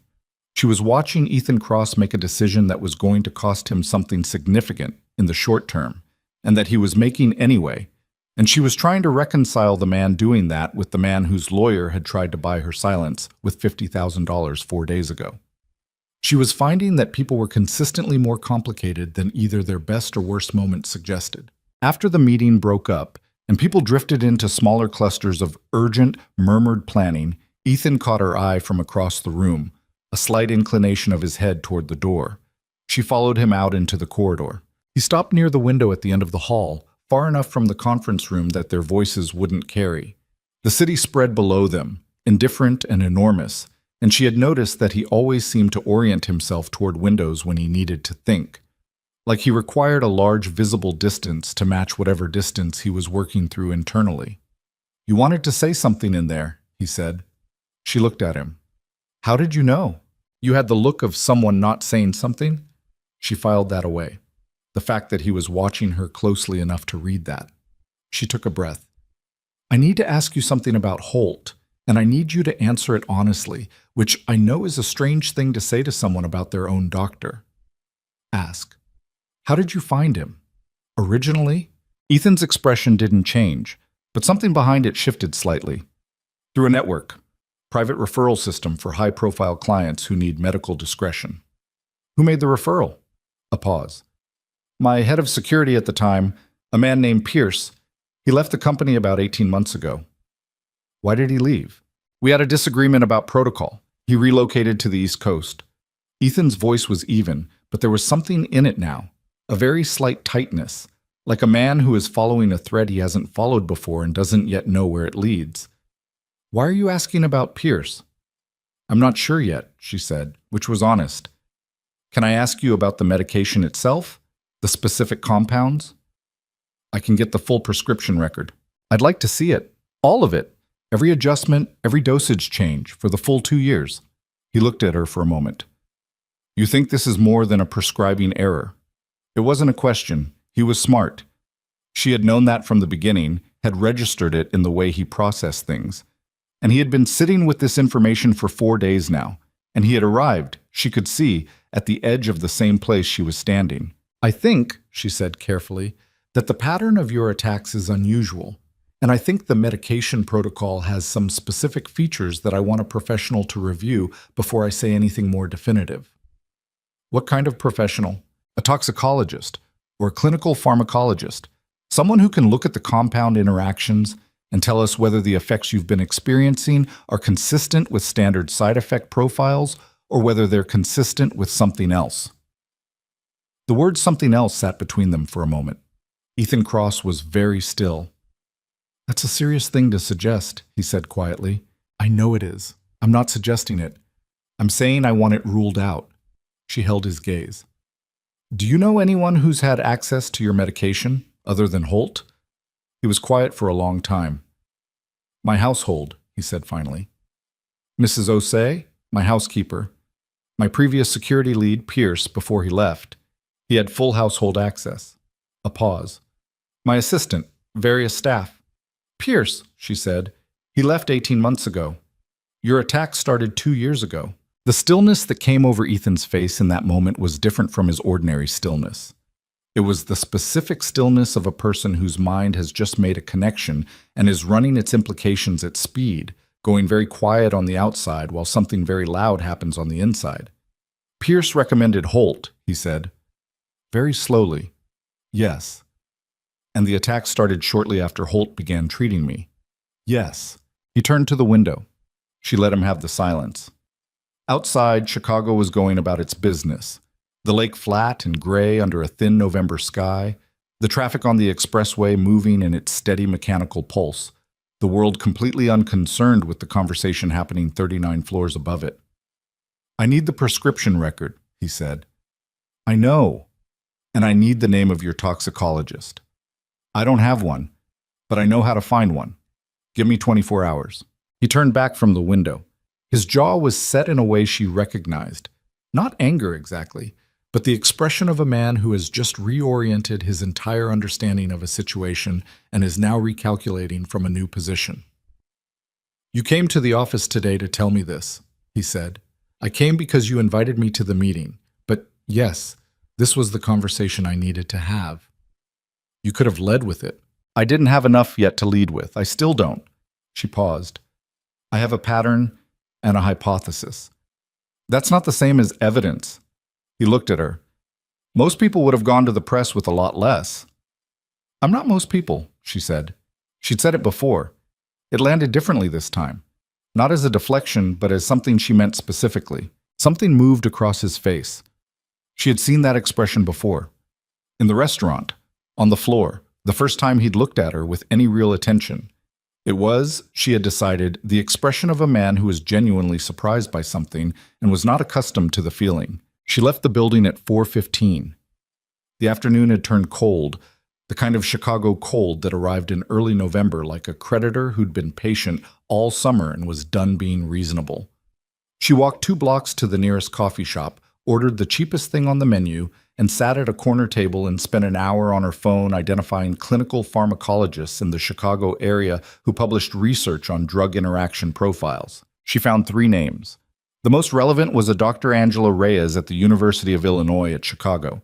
She had published extensively on neurological medication side effects and had specific research on laryngeal system pharmacology that was, as far as Clara could tell, exactly the expertise she needed. She sent a cold email from her personal account, attaching 2 of the papers from her folder and a brief, carefully written explanation of what she was looking at. She did not mention Ethan Cross by name. She did not mention any names. She described it as a hypothetical case she was consulting on behalf of a patient. That evening, she called Danny again.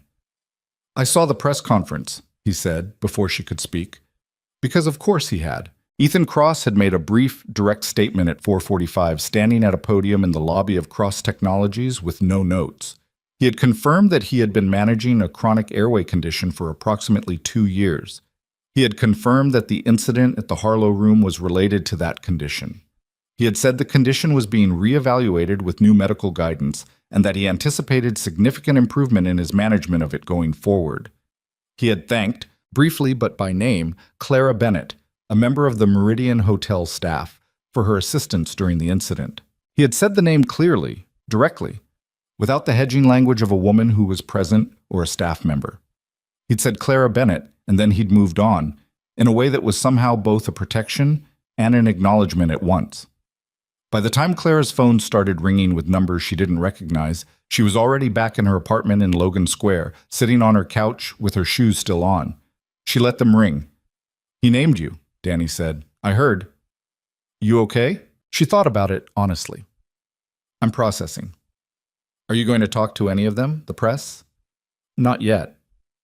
She looked at the folder on the table, still closed. "There's something else happening. I don't want to say anything publicly until I know what it is." Danny was quiet for a moment. She could hear him thinking in the specific way she could always hear him thinking, the slight pause, the exhale. "How deep into this are you?"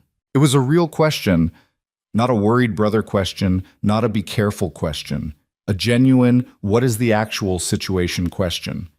That was Danny. He asked the thing directly when most people would have dressed it up. "I don't know yet," she said. "Deeper than I planned." "Do you trust him?" She looked at the window, the city outside. "I trust that he's not pretending to take this seriously." "That's not the same thing." "I know it's not." Another pause. "He named you in front of the whole country." "He did." "That's either something real," Danny said, "or it's the most expensive PR move anyone's ever made." "I'm aware of both options." "Which do you think it is?" She thought about Ethan at the window, the way he'd said she's 8, stripped of everything, the way he told her about Pierce without being asked again, following the thread himself because he decided to follow it. "I think it might be both," she said, "at the same time, and I think he might not even know which." The next morning, Dr. Angela Reyes replied to her email. The reply was 3 paragraphs long, professionally worded, and contained at the end a cell phone number with a note that said, "Call me. This is worth discussing in person." Clara sat at her kitchen table and read the email 3 times. Then she called the number. Dr. Reyes picked up on the second ring. She was in her late 40s, Clara guessed from her voice. Direct, fast-moving, the tone of someone who talked to a lot of people who didn't understand what they were looking at and had developed patience for it without losing precision. "The compounds you described," Reyes said, without much preamble. "Specifically, the combination of the third-line agent with the baseline suppressant. Walk me through the dosage schedule again." Clara walked her through it. Reyes asked 3 clarifying questions. Clara answered them. Silence. "Okay," Reyes said finally. "I need to say something to you clearly. This is preliminary, and it is not a diagnosis, and it is not evidentiary. You understand that?" "Yes." "The interaction you're describing, the specific combination, at the dosing intervals you've outlined, would not produce these effects accidentally. A physician prescribing those compounds in that combination, at those intervals, would have to either not know what they were doing, which for a trained pulmonologist is essentially impossible, or they knew exactly what they were doing, Clara said quietly. A beat of silence. You need to document everything, Reyes said. Every prescription record, every dosage log, every administration date you can reconstruct. And you need a lawyer before you go any further with this. I know. Does the patient know? Clara looked at her legal pad on the table. The 2 columns, treatment dates, attack dates, the correlation that had kept her awake for 3 nights running. He's starting to understand it, she said. When she met Ethan Cross at Cross Technologies that afternoon and laid the legal pad on the desk between them, she watched his face go through something she had not seen it go through before. Not shock exactly. Ethan Cross did not do shock in any visible way. More like the specific expression of a man receiving confirmation of something he had, on some deep and unexamined level, already begun to believe but had needed to hear from the outside before he could accept it. He looked at the 2 columns for a long time.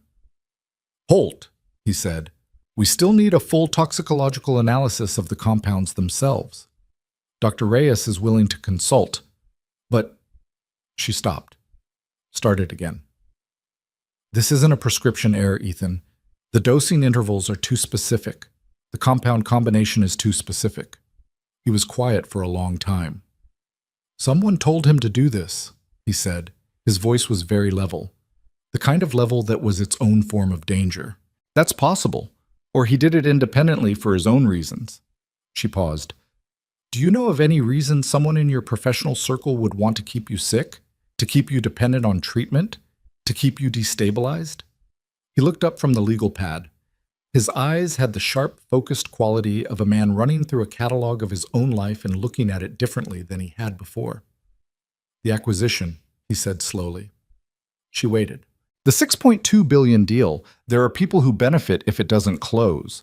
If I'm perceived as too unstable to run the company, he stopped.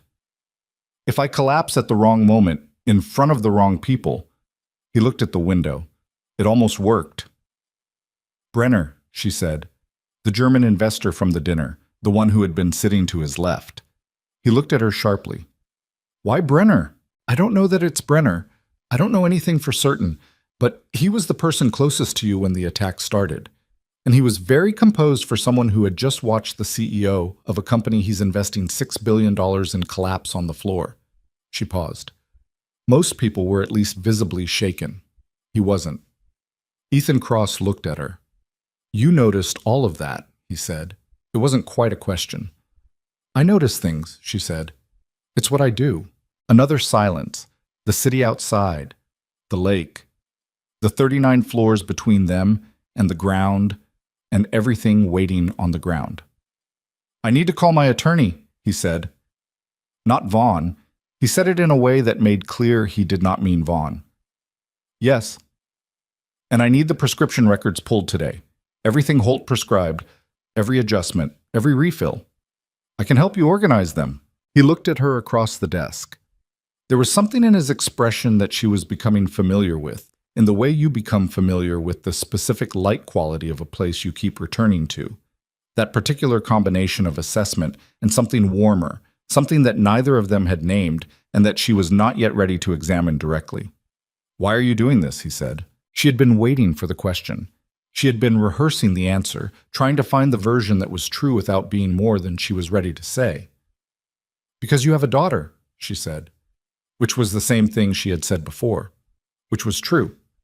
But it was not the only true thing. He held her gaze for a moment, and she thought he knew that. She thought he was precise enough, and attentive enough, and honest enough, when it cost him something, to know that it was not the only true thing. But he didn't push. Instead, he reached across the desk and picked up the legal pad and looked at it again, and something about the set of his shoulders changed. Not softer, not warmer, but differently arranged. Like a man who has been holding a weight in the wrong position for a long time and has just found a slightly better way to carry it. She stayed for 3 more hours that afternoon. They went through the prescription records together. David produced them within 45 minutes, which spoke to either excellent filing or the specific efficiency of an assistant who had learned that his employer's requests were not casual. Clara cross-referenced them against the timeline on the legal pad. Reyes called back at 5 with 2 preliminary findings that Clara transcribed carefully in her own handwriting, in the second column, next to dates and doses. Outside, the city went dark in its efficient way. The lights of the skyline came up. The lake disappeared into the night. At 6:15, Ethan looked up from the documents and said, "Have you eaten?" She looked up. "What?" "Today. Have you eaten today?" She thought about it. "Coffee, this morning." He was already picking up his phone. "I'll have David order something." You've been here for 3 hours and you're running on coffee, and you found out someone has potentially been trying to kill me, and I think under those circumstances, ordering dinner is a reasonable—" He stopped. There was a very slight tension around his mouth that was his version of embarrassed. She was starting to understand. "I just think you should eat," he said, more simply. She looked at him. He looked back. "Okay," she said. David ordered Thai food, which arrived 20 minutes later, and which they ate at the conference table with the prescription record spread between them like a map of a territory neither of them had known they were navigating until now. They did not talk about anything significant while they ate. He asked her once how Danny was doing, and she told him, "Better. The positioning pillow was helping. The pre-consultation with Ewan's office was scheduled for next week." He nodded. She asked him how Mia handled the day's press conference, and he said she had watched it at Mrs. O'Sea's apartment and texted him afterward. "You look nervous. Were you nervous?" And he had texted back, "A little." And she had sent back, "Good. That means it was real." Clara laughed at that. Not a polite laugh, a real one, short and genuine, the kind that surprised her on the way out. She watched him register it, watched something shift in his face at the sound of it, something that was there and then gone, quickly enough that she almost missed it. Almost. She left at 7:30. He walked her to the elevator, which she suspected was not something he did often. They stood in the corridor for a moment before the doors opened. "Tomorrow," he said. "I'm meeting with the legal team. The real one. Not Vaughn. I want you there." "I'm not a lawyer." "You found this," he said simply. "I want you there." The elevator opened. "Okay," she said, for the second time that evening. She rode down alone. The lobby was nearly empty at this hour. The security desk staffed by the overnight rotation, the enormous space quiet and lit with its expensive understated light. She pushed through the glass doors and out into the Chicago night, cold and clear and smelling like the lake. She walked to the train station 2 blocks away. She bought her fare and waited on the platform and watched the lights of the train approaching through the dark tunnel. And she thought about what Dr. Reyes had said on the phone that morning. The interaction you're describing would not produce these effects accidentally. She thought about Holt and Pierce and the acquisition, and Brenner sitting composed while a man turned blue on the floor. She thought about a pattern written in 2 columns on a legal pad. She thought about the specific way someone had arranged the pieces of Ethan Cross's medical care so that he would stay sick just enough, just often enough to be manageable, to be controllable, to be, at the critical moment, in front of the right 12 people, a man who could not hold his own room. The train came. She got on. The doors closed behind her. She watched her own reflection in the dark window across the car. A woman in a gray blouse and a dark jacket with a messenger bag over her shoulder, and the slight accumulated weariness of someone who had been running on purpose and coffee for 4 days. She didn't look like someone in the middle of something. She looked like someone on the train home after a long day. She thought about that, about how most of what happened to people looked from the outside like nothing. And then she thought about tomorrow. The legal team. The toxicology results that Reyes was beginning to formalize. The moment, coming, she could feel it coming the way you feel weather before you can see it. When what she knew would need to be said out loud in a room full of people who had the power to do something about it. She was ready. She was also, if she was honest, scared. Both of those things were true at the same time, and she had long since learned that the two existing simultaneously was not a contradiction. It was just how real things felt. The train moved through the dark city, carrying her home. Dr. Angela Reyes delivered her preliminary findings on a Thursday morning, 11 days after the dinner at the Harlow Room. She came in person, which Clara had not expected. She had anticipated an email, maybe a call, a careful, professionally hedged document that she could take to the lawyers and let them argue about. Instead, Reyes showed up at Cross Technologies at 9 in the morning, carrying a leather satchel and the expression of a woman who had spent a week looking at something that made her angry and had decided that anger was worth communicating in person. She was compact and dark-haired, mid-40s, with reading glasses pushed up on her head, and the specific no-nonsense quality of academics who had spent enough years in clinical settings to stop performing patients they didn't feel. She shook Clara's hand in the lobby with a grip that meant business, shook Ethan's hand the same way, and then sat down in the conference room and opened her satchel and put a 32-page document on the table. "I'm going to be direct," she said, to the room generally, which also contained Priya Anand, a senior litigation attorney named James Kowalski, who Ethan had brought in specifically for this, and Marcus Webb, who was there because someone needed to manage whatever came out of this meeting, and Marcus had, at this point, the institutional stamina of a person who had already survived the worst week of his professional life and had simply kept going. "The compound combination prescribed by Dr. Raymond Holt," Reyes continued, "is not a recognized treatment protocol for laryngeal hyperreactivity disorder, not in any clinical literature, not in any standard of care guideline." She flipped to the second page of her document.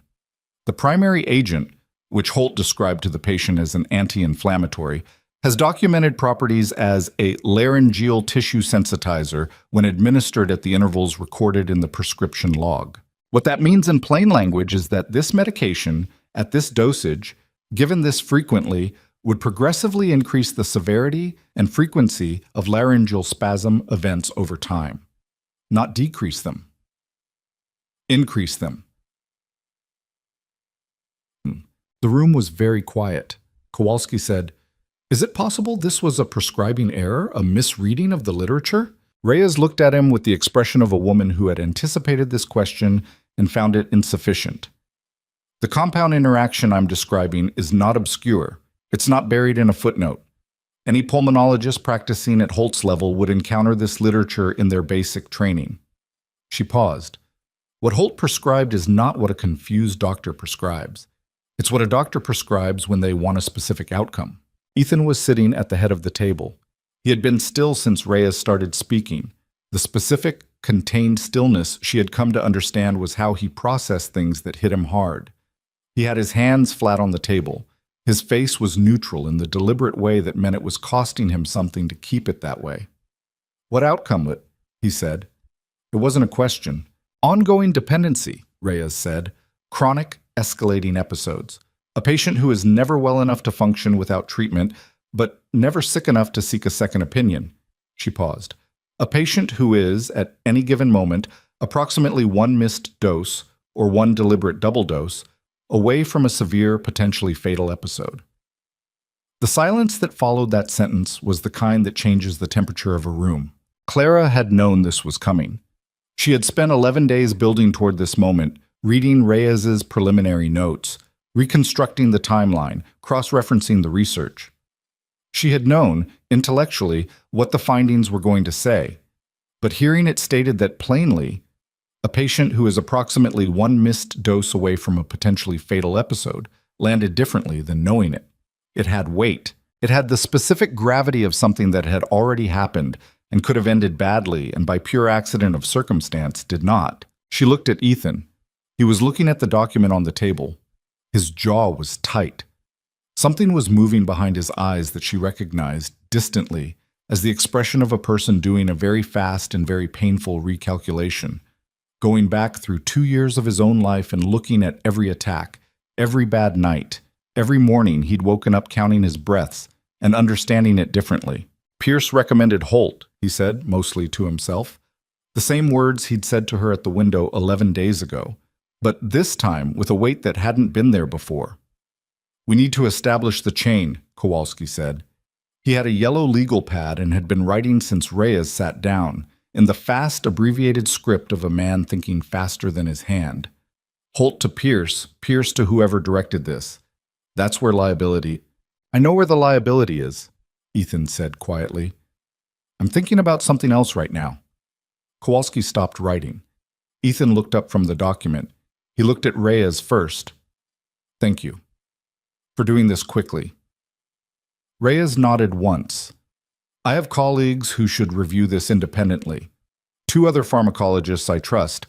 I'd recommend letting me bring them in before any legal action. Do it. She looked at Clara next, briefly, with an expression that communicated something that didn't need words.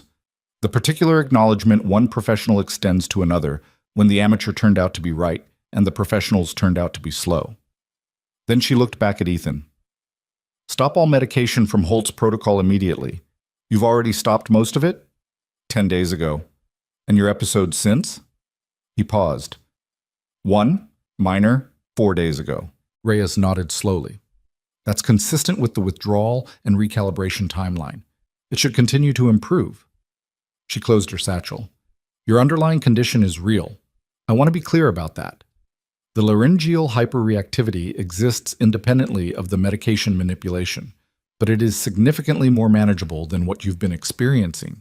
You've been fighting 2 problems simultaneously while only knowing about one. Ethan absorbed this.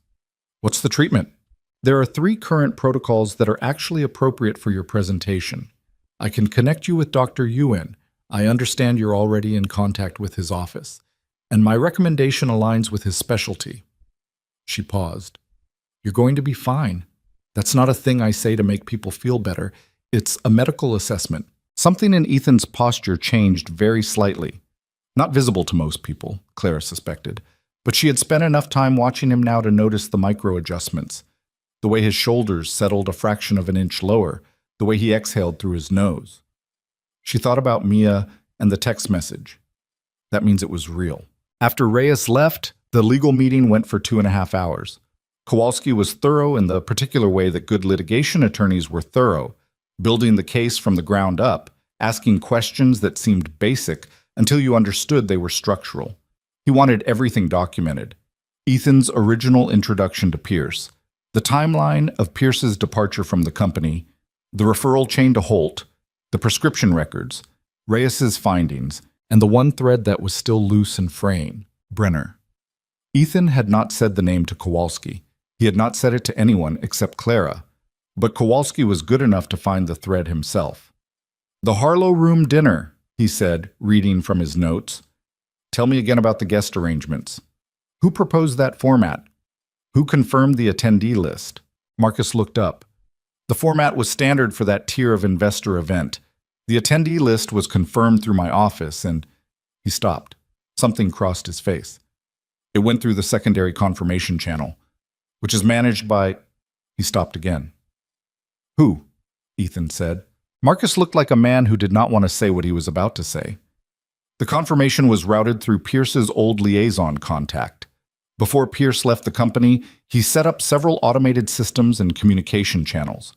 A few of them are still active because nobody flagged them for deactivation. He paused. Including the one that was used to confirm the attendee list for the Harlow Room dinner. The room absorbed this. So, someone, Kowalski said carefully, with access to Pierce's old systems could have known the dinner format in advance, known who would be there, known the seating arrangement. Brenner was to my left, Ethan said flatly. And was closest to you when the episode began, Clara said. She had not intended to speak. But the connection was sitting right there on the table between all of them, and she was tired of watching people approach it sideways. Kowalski looked at her. It was the first time he'd really looked at her directly during the meeting, and she could see him doing the recalibration that most people did when they'd been ignoring her and then realized they shouldn't have been. You think Brenner was waiting for it to happen? I think it's worth asking whether the dinner was arranged in a way that positioned a specific person near Ethan at the moment. A specific medication adjustment would be likely to produce an episode. She paused. I think it's worth asking what Brenner's position would be if the acquisition failed, what he stood to gain from a failed deal. Marcus was already pulling something up on his tablet. Brenner has a secondary position in Kellerman Group, the company that put the acquisition hold on after the... He looked up. If the Crosstech acquisition fails, Kellerman's competing infrastructure deal moves forward. Brenner is one of 4 major investors in Kellerman's competing deal. The silence this time was different. It had a shape. Ethan Cross said nothing for a long moment. He was looking at the table. Then he looked at Kowalski. How long to build a case? Months, Kowalski said honestly. If we go through proper channels, Pierce is on the East Coast, but he's findable. Holt's medical records can be subpoenaed. Brenner is harder. He's German national. He has international legal protections, and the connection between him and Holt is currently circumstantial. He paused. But the circumstantial case is strong, and Holt, when he understands the exposure he's carrying, may decide that cooperation is in his interest. Make him understand that, Ethan said. Kowalski wrote something on his legal pad. He wrote it with the particular satisfaction of a man given a clear instruction that aligns precisely with what he was already planning to do. After the legal team left, Marcus stayed behind. He and Ethan had a conversation that Clara was not part of. She waited in the corridor, checking her phone, giving them the room. Through the glass, she could see Marcus talking with his hands in the way he did when he was arguing something he felt strongly about. And Ethan listening with the slightly closed expression he wore when he'd already decided something and was letting someone else reach the conclusion. When Marcus came out, he looked at Clara with an expression she hadn't seen from him before. Not the frantic but functional crisis energy she'd seen all week. Something more direct, more personal. "You were right about all of it," he said. It clearly cost him something to say. Marcus Webb was a man who operated in the controlled language of investor relations and did not deliver unsolicited verdicts. "I should have. When Ethan first had the attacks, I noticed something was off with the treatment timeline. I didn't say anything." "Why not?" He looked slightly ashamed. "Because Holt had credentials and I didn't because it wasn't my place." He paused. "Because it was easier not to." She looked at him. "You know now. That's what matters." He nodded. It was a real nod, not a professional one. She went back into the conference room. Ethan was still at the table, the document spread in front of him, but he wasn't reading it. He was looking at the window. "What did Marcus want?" she asked. "To make sure I knew that he'd had doubts about Holt for about a year and hadn't said anything." Ethan paused. "He thought I needed to know." "Do you hold that against him?" "No." He said it without hesitation. "People don't say the hard thing all the time. I know that better than anyone." A beat. "I didn't tell anyone about the attacks for 2 years. I'm not in a position to be angry at someone else for staying quiet." She sat down across from him, the document between them, the city outside, the quiet of a room that had been through something significant and was now on the other side of it. "What happens now?" she asked. "Kowalski files preliminary legal action against Holt. Medical board complaint concurrent with civil suit. Pierce gets located and deposed. Brenner," he paused. "Brenner gets handled through a different mechanism, publicly." "What does that mean?" "It means his position in the Kellerman deal becomes known to every investor in both transactions. It means the conflict of interest gets laid out somewhere that cannot be ignored." He looked at her. "The acquisition is still on the table. The Morgan Stern Group confirmed yesterday. The Kellerman hold is being reviewed by their own compliance team because Brenner's conflict puts them in a liability position they don't want." He paused. "The company is going to be okay." "Good," she said. She meant it simply. He looked at her. Something had been building in his expression for the last hour. Not the calculating assessment of the early days, not the cautious, grateful look from the conference room, but something more unguarded than either of those. Something that made her slightly uncomfortable in a way she couldn't easily categorize. "There's something I want to do," he said, "and I want to do it properly, which means I need to ask you first." She waited. "The board meeting is next Tuesday. The full board, 31 members, most of the executive team, the legal and communications leads. I'm going to make a full statement about everything, the medical situation, the investigation into Holt, the acquisition status." He paused. "I want you there." She blinked. "In what capacity?" "As the person who found this." He said it simply. "You spent 11 days building a case from a legal pad and a cold email to a pharmacologist you'd never met. That deserves to be acknowledged in the room where it matters." "Ethan." She stopped. It was the first time she'd used his first name without the slight formality of distance, and she noticed it, and she thought he noticed it too. "I don't need to be in a boardroom." "I know you don't need to be. I'm asking if you're willing to." She looked at him. She thought about the conversation she'd had with herself 11 days ago on the train home about being ready and scared at the same time. She thought about her folder on the kitchen table. She thought about Danny's pre-consultation with Ewan's office, which had happened yesterday. A phone call that had left her brother quieter than she'd heard him in months. Not sad quiet, but the quiet of someone who has just been told that the thing they stopped letting themselves hope for might actually happen. "Okay," she said. He nodded, then reached into the inside pocket of his jacket and placed an envelope on the table. She looked at it. "The transfer was made this morning," he said. "To the account David confirmed with you. $1 million. He paused. "Danny's surgery costs are separately arranged. Direct to the facility, prepaid. The consultation with Ewan is confirmed for next Thursday." She looked at the envelope. She knew it was probably a confirmation letter or a transaction summary. Nothing she needed to open right now, nothing dramatic. Just paper representing something that had already happened in a bank somewhere, numbers moving from one place to another in the way that money moved, invisibly and irrevocably. She had told herself, in the early days of all this, that she would feel relief when this moment came. Clean, simple relief. The number on the folder on the kitchen table going away, Danny's surgery becoming possible and then certain. What she actually felt was more complicated than that. Relief was in there, yes, but it was layered over with everything else the last 11 days had been. The exhaustion and the fear and the specific disorienting experience of having her life change shape faster than she could process the change. The folder would come off the kitchen table. The weight that had been living in her chest for 8 months would start to lift. Danny would be okay. All of that was true and real.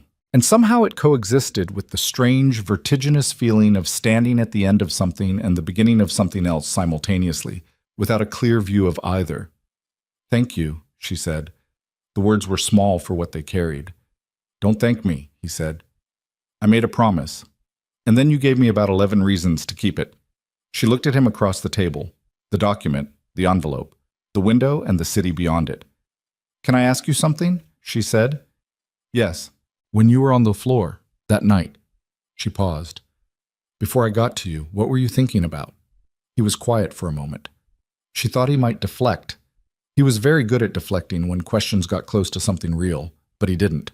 "Mia," he said, "I was thinking that she was at Mrs. Osei's apartment eating jollof rice, and she didn't know anything was wrong, and I needed to make sure it stayed that way." He paused. "That's all I was thinking. Just stay conscious long enough that she doesn't have to find out this way." Clara looked at him. She felt the thing she'd been feeling around the edges of for 11 days. The thing she'd been carefully not looking at directly. Press a little closer. She looked away. "You should go home early tonight," she said.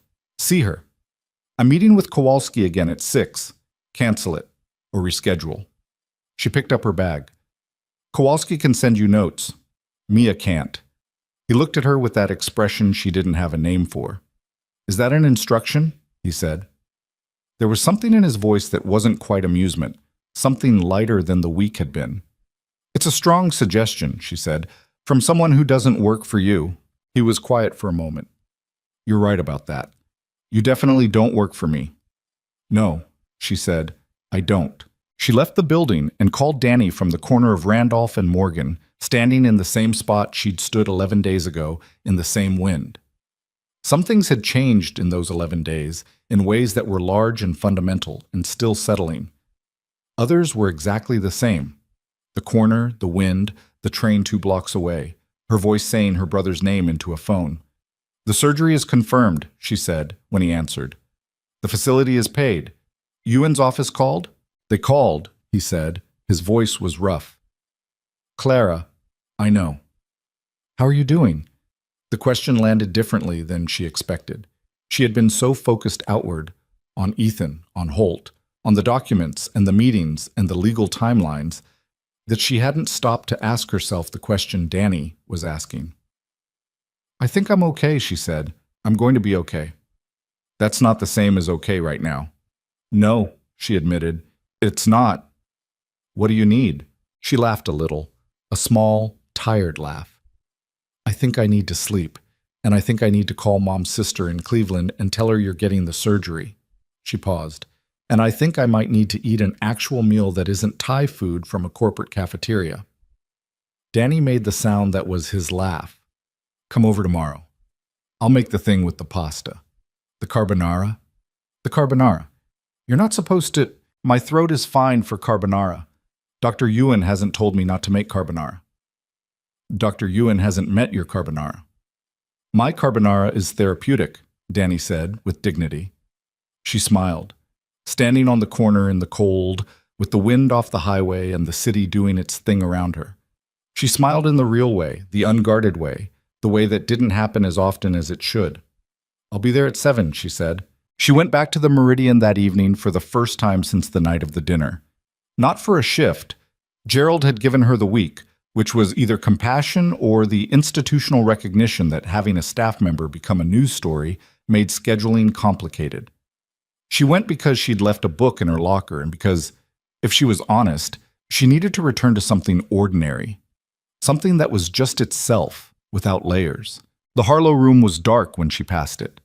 The door open, the lights off, the room in its in-between state. Neither the spectacular machinery of a service event nor the reset of a morning before staff arrived, but the genuine neutral of a space that was simply a room when no one was performing in it. She stood in the doorway for a moment. She had thought, in the days since, about the 47 seconds of security footage, about herself moving through the frame with that purpose that apparently looked, to the outside, like certainty. She didn't remember feeling certain. She remembered feeling like someone had simplified everything down to a single fact. There's a problem, I know how to address it. And that simplification had cleared everything else out of the way. She remembered his eyes when they'd focused, dark and still slightly unfocused. Looking at her. She had looked back. That part she remembered very clearly. She got her book from her locker and was putting on her coat when Gerald appeared in the corridor, doing his usual rounds with the clipboard and the eyebrow language. He stopped when he saw her. "Bennett," he said, "just getting my book." He looked at her for a moment. 19 years of watching people in rooms had given him a very accurate internal calibration, and whatever he was reading off of her right now seemed to satisfy whatever question he was silently asking. "Your job is still here," he said, "when you want it." She nodded. "Thank you, Gerald." He started to walk away, then stopped, turned back. This was unusual. Gerald did not turn back. Gerald proceeded. "For what it's worth," he said, without quite meeting her eyes, which was also unusual. "What you did that night, in 30 years of hospitality, I've seen a lot of people handle pressure badly." He paused. He was clearly choosing words carefully, which was the most effort she'd ever seen him spend on language. "I've seen very few handle it the way you did." He walked away before she could respond, which she understood was deliberate. She stood in the corridor with her book under her arm and let that sit for a moment. Then she went home. The board meeting was on a Tuesday, gray and cold in the way that late November in Chicago was always gray and cold. A sky the color of old concrete, the lake invisible beneath its own mist. The kind of morning that suggested the city had been this way forever and would be this way until the end of things. Clara took the train downtown. She had bought a second professional outfit, charcoal trousers, a white blouse, a blazer she had found at a consignment shop in Wicker Park that fit well and cost $40. She looked, she thought, like someone who was supposed to be somewhere, which was, she had decided, sufficient. David met her in the lobby. He had, over the past 2 weeks, gradually dropped the slightly dazed quality of their first interactions and arrived at something more functional. A working relationship that operated on mutual efficiency and the shared understanding that they were both, in different ways, trying to make sure the same person didn't fall apart. "He's already in there," David said, walking her to the elevator. They started the preliminary items at 8. "He'll do the main statement at 9. "How is he?" David considered this with unusual honesty. "He slept last night, which is the first time in a while." He paused. "He took your advice about going home early. He had dinner with his daughter." Something warm moved through Clara's chest. "Good. She made him watch a documentary about deep-sea creatures," David added. "He texted me about it at 10:30. Apparently there's a fish called a barrel eye that has a transparent head." "There is," Clara said. David glanced at her sideways. "You knew that?" "Danny used to make me watch ocean documentaries when he was in the hospital. Said they made everything else seem smaller." David was quiet for a moment. "Smart kid." "Yeah," she said. "He is." The boardroom was on the 40th floor, and it was, like everything in this building, designed to be functional while also communicating that everything happening here was significant. 31 board members. The executive team, Priya and Kowalski, and 2 other legal staff. Marcus Webb, who had a coffee in each hand, and the expression of someone who had decided that today he was going to be calm if it killed him. Ethan was at the head of the table. He was in the dark navy again. Not the same suit, but the same palette, which Clara had noticed was his default under pressure. He saw her when she came in, and something in his posture shifted slightly. The way it shifted when a person registers the presence of someone they were waiting for without knowing they were waiting. She found a seat along the wall, not at the table. She was not a board member, not an executive. She was there as a witness, and she understood the difference, and she sat with her hands in her lap and watched. Ethan Cross addressed his board for 47 minutes. He told them everything, not in the hedged, carefully managed language of corporate disclosure, in the direct, unadorned way of someone who had made a decision about what honesty required and was carrying it out. He told them about the condition. He told them about Holt.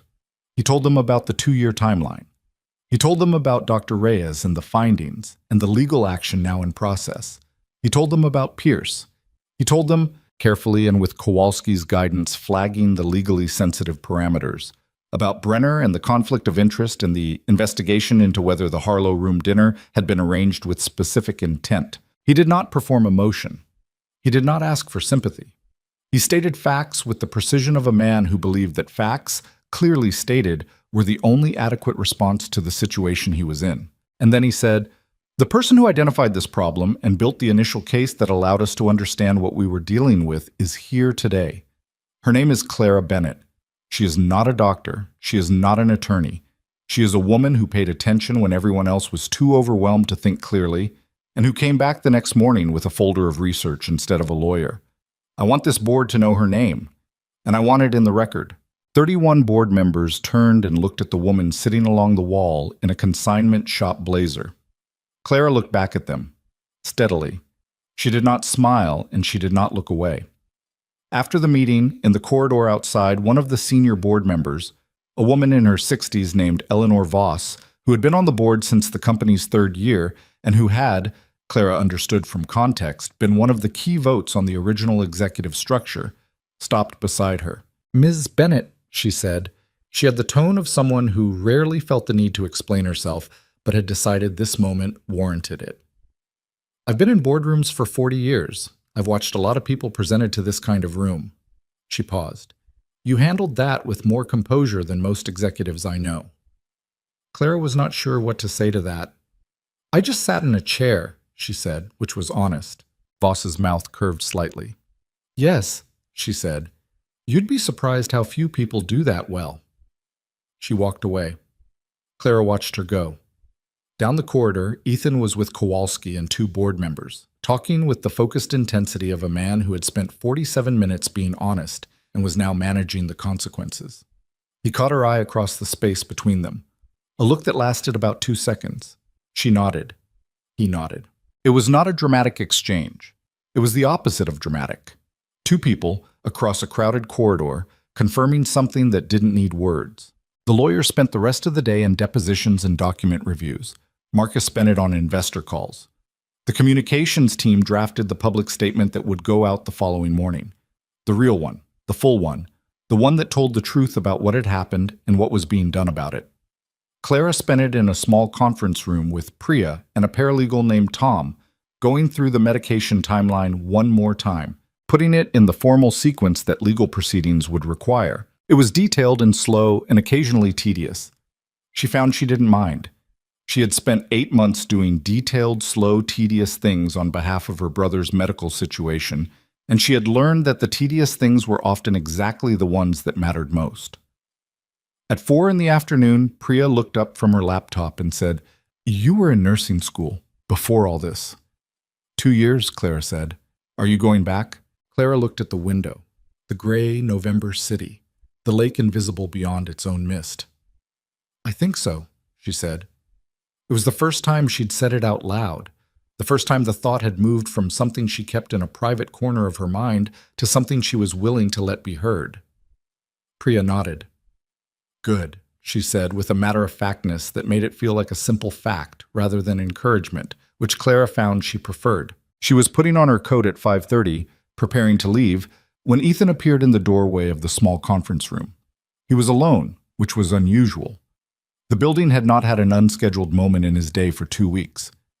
"How did it go in here, Sad?" he asked. "Well, the timeline is clean. Kowalski will be able to use it." He nodded. He came in and stood near the window, looking out in the way he did. She had mapped enough of his physical habits by now that she could read them the way you read weather. This one meant he had something to say and was locating the right words for it. She waited. "Mia wants to meet you," he said. Clara blinked. "She's known your name since the press conference. She looked you up. Apparently there's a profile piece that someone published that I haven't read yet, and she has, and she's been asking for 2 weeks when she can meet the nurse lady." He paused. "I told her you weren't a nurse yet." "You told an 8-year-old I wasn't a nurse yet." She's precise about things. He turned from the window. "She said yet implies it's going to happen." She seemed satisfied with that. Clara stared at him. "She sounds terrifying." Something moved across his face. Real amusement this time. Not the outline of it, but the actual thing. "She is, slightly, he said. "She gets it from her father." Clara felt the laugh before she could stop it. A real one again, the same way as before. Short and genuine and surprising on the way out. He watched it happen. The warmth was back in his expression. That thing that had been accumulating over 2 weeks, building in the spaces between conversations and documents and the Thai food and the corporate corridor silences. She had been not looking at it for long enough that looking at it directly now was a mild shock. Not unpleasant, just there. Real and unambiguous and requiring some kind of response that she wasn't ready to have words for. "I don't need to," she started. "I know you don't need to," he said. Familiar words. "I'm asking if you're willing." She looked at him for a moment. This man who was not warm in any of the easy ways, but who said please when he caught himself issuing orders, and who went home to eat dinner with his daughter when someone told him to, and who put her name on the record in front of 31 people because he believed it belonged there. "Tell her I like deep-sea documentaries," Clara said. He looked at her. "Why?" "David told me about the barrel-eye fish. Tell her I already know about those. She'll appreciate that I came prepared." The expression on his face in that moment, she thought about it later on the train home, in the particular private space of her own head where she let herself be honest about things she wasn't ready to be honest about in rooms. She thought about the specific quality of it, the way it moved, the way it settled. She didn't have a word for it yet. She thought she might, eventually. The train moved through the dark tunnel under the city. Outside, Chicago was entering its real winter, the kind that wasn't a prologue to something else but was fully itself. Cold and gray and completely alive. The kind of city that demanded you show up, that took what you couldn't handle and handed it back to you until you could. Clara Bennett sat on the train going home and felt, in her chest, the particular feeling of a life reorganizing itself around new facts. Her brother was getting his surgery in 3 weeks. She was going back to nursing school in January. And somewhere on the 40th floor of a glass tower in the West Loop, a man who had spent 2 years being quietly destroyed by the one person paid to help him was, for the first time, breathing without counting. She closed her eyes for 2 stops, let the city carry her. That was enough for tonight. Danny's surgery was on a Wednesday morning in mid-December, when Chicago had finally committed to winter in the way it committed to things. Fully, without apology, the temperature sitting at 11 degrees and the wind off the lake making it feel like something considerably worse. Clara had been awake since 4. She hadn't set an alarm. Her body had simply decided that sleep was finished, the way it always did before something significant. Not anxiously, just with the particular alertness of a person whose nervous system had decided that this day required full presence from the beginning. She lay in the dark for a while, listening to the wind against the windows, and then she got up and made coffee and sat at the kitchen table. The folder was gone. She had taken it off the table 3 weeks ago, the morning after the board meeting, and filed it in the drawer where it belonged now that it was history rather than present tense. The table was just a table. She hadn't fully realized until it was gone how much space the folder had occupied, not physically, but in the way that things you can't fix occupy the inside of your head. the particular background hum of an unsolvable problem, running constantly beneath everything else. The table without this folder was very quiet. She drank her coffee and thought about Danny, asleep right now, 3 miles away in his apartment on Fullerton, with the surgery intake papers on his own kitchen table and the preoperative diet he'd been complaining about for 2 weeks, and the specific, complicated bravery of a person who had spent 8 months being told that the thing he needed wasn't available and was now 24 hours from receiving it. She thought about the first time Danny had an episode. He was 11. She was 15. Their mother was still alive but already sick in the way that announced itself slowly. The tiredness, the weight loss, the appointments she went to alone and came home from without discussing. Clara had been in the kitchen doing homework when she heard the sound from the living room. Not a scream, not a gasp, just a silence that was wrong in a way she felt before she understood it. She had run in and found her brother on the couch with his hands at his throat and his face going pale, and she had not known what to do. She had absolutely not known what to do, and that helplessness had carved something permanent into her. She had spent the 15 years since filling that carving in, learning, preparing, building the knowledge base that turned helplessness into action, one paper and one hospital visit and one late-night conversation with a specialist at a time. She had never framed it to herself as strength. It was just the alternative to the thing she couldn't be. Her phone lit up at 5:15. A text from Ethan. "How are you doing?" Not a question mark. He had, she'd noticed, a habit of sending statements where other people sent questions, as if he wasn't sure he had the right to ask, but wanted to make the space available anyway. She looked at the text for a moment. "Awake," she typed back. "Couldn't sleep." His response came in less than a minute. "Same." Mia woke up at 3 asking about Danny's surgery. She wanted to know the specific procedure name so she could look it up. Clara felt the warmth in her chest that she'd stopped trying to contain approximately 2 weeks ago. "What did you tell her?" "I told her it was called a laryngeal reconstruction procedure. She went back to sleep and I assume she's currently dreaming about medical textbooks." "She looked up barrel-eye fish before I even got there," Clara typed. She had 3 facts ready. "She had 7, Ethan corrected. "She held back 4 to see if you'd be impressed by the first 3. Clara laughed. Alone in her kitchen at 5:15 in the morning, coffee going cold in her hands, she laughed the real laugh, the short, unguarded one, at a text message. She was aware of what that meant. She had been aware of it for a while. "Tell her Danny says thank you for the card," she typed, because Mia had sent Danny a card 2 weeks ago, a handmade one, which David had delivered on her behalf, with a drawing of a human throat anatomy diagram that was either impressive or alarming, depending on how you felt about 8-year-olds with detailed medical knowledge, and the words, "You're going to be fine." That's a fact, not a feeling, written in careful block letters. Danny had put it on his refrigerator. "She'll want a full report," Ethan replied. "She has follow-up questions. Tell her I'll give her one." She put the phone down and finished her coffee and got ready to go be with her brother.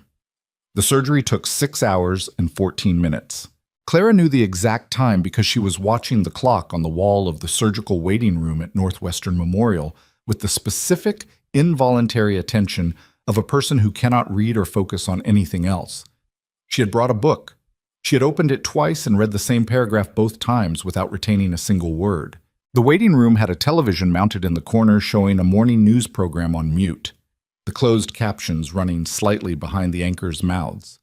There was a man across from her who was asleep sitting upright, which Clara envied deeply. There was a woman 2 seats down who was knitting something red with the focused efficiency of someone who had learned through practice to redirect anxiety into production. Clara sat with her hands in her lap and waited. At 4 hours and 20 minutes, her phone buzzed with a text from Ethan. No words, just a photo. Mia, apparently at school based on the background, holding a handwritten sign that said, "Danny's got this," in large red letters with what appeared to be a small, scientifically accurate drawing of a larynx in the corner. Clara stared at the photo for a long time. Then she pressed the phone against her sternum and looked at the ceiling and breathed very carefully in the way you do when you are in a public space, and crying is not something you are willing to do publicly. The surgeon, Dr. Ewan himself, came out at 6 hours and 14 minutes.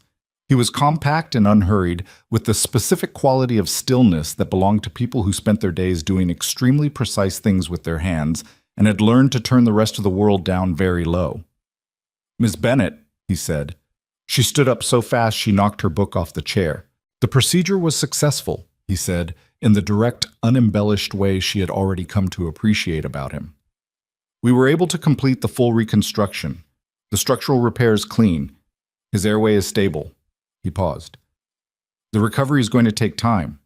He's going to be frustrated with the restrictions. Make sure he understands that the restrictions are what make the repair permanent." "I'll make sure," she said. Her voice was slightly unsteady. "He's asking for you," Ewan added. "He's in recovery. He can't speak yet.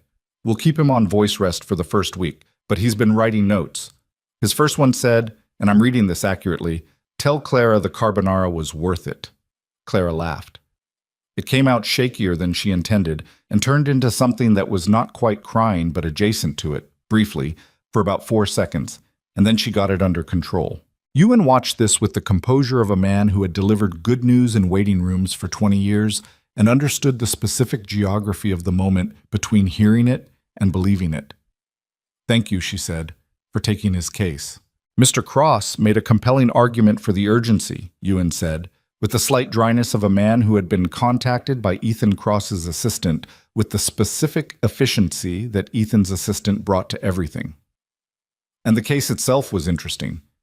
The presentation was unusual enough that my colleagues wanted to review it anyway."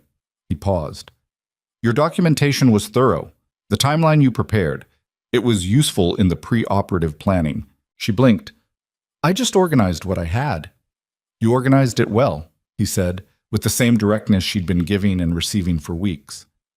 "You're in nursing school?" "Starting in January." He nodded. "Good," he said, in the same way Priya had said it. As a fact, not a compliment. She went in to see Danny. He was in a recovery bed looking pale and smaller than usual in the way people always look in hospital beds. Even Danny, who was 5'11" and had her father's broad shoulders, and who had spent enough time in hospitals that he no longer found them frightening. His throat was bandaged. He had a whiteboard on the tray beside him, the kind with the dry erase marker attached on a string, and he had already filled half of it with writing in the cramped hand he used when he was trying to fit a lot onto limited space. She sat in the chair beside him and read the board. "Did it work?" "Yes," she said. "It worked." He closed his eyes, just for a moment, a brief private moment that she looked away from to give him. When she looked back, he was erasing the board and writing again. "The card from the kid, Mia," Clara said. "She's good people. She's 8. "Still good people." Clara smiled. "She has follow-up questions about your procedure." He wrote, "Tell her I'll do a full debrief when I can talk. She'll hold you to that." He looked at her. His dark eyes, her father's eyes, the one thing they'd both gotten from a man who hadn't given them much else, were tired and post-anesthesia slow, but there was something in them that was lighter than she'd seen in a long time. The specific lightness of a weight lifted. He wrote slowly, "Clara." She waited. "Thank you." She put her hand over his on the bed rail. She didn't say anything. She had spent 30 years being the person who didn't say certain things because she didn't know how. Danny knew that. He had always known it. He had never needed her to be different. They sat like that for a while, in the recovery room with its specific hospital hum, while the afternoon came in through the small window and the city went about its business outside. And it was enough, more than enough. It was the thing she had been working toward for 8 months, and it was real, and she let herself feel all of it without managing it or containing it or filing it away for later. The investigation into Raymond Holt concluded, in its formal legal sense, 4 months after the dinner at the Harlow Room. Holt's medical license was suspended pending a full board review, a process that Kowalski had accelerated by filing the complaint with a specificity and a volume of documentation that left the review board very little room to move slowly. The civil suit was filed concurrently. Holt, faced with the choice between fighting on 2 fronts or cooperating with one, chose cooperation, and in doing so confirmed what the medication records and Reyes's analysis had already established. The protocol had been designed to produce dependency and periodic acute episodes, not to treat the underlying condition. He named Pierce. Pierce, located in a suburb of Philadelphia where he had been working as a private security consultant, initially denied everything with the particular confidence of someone who believed they had covered their tracks well enough. He had not covered them well enough.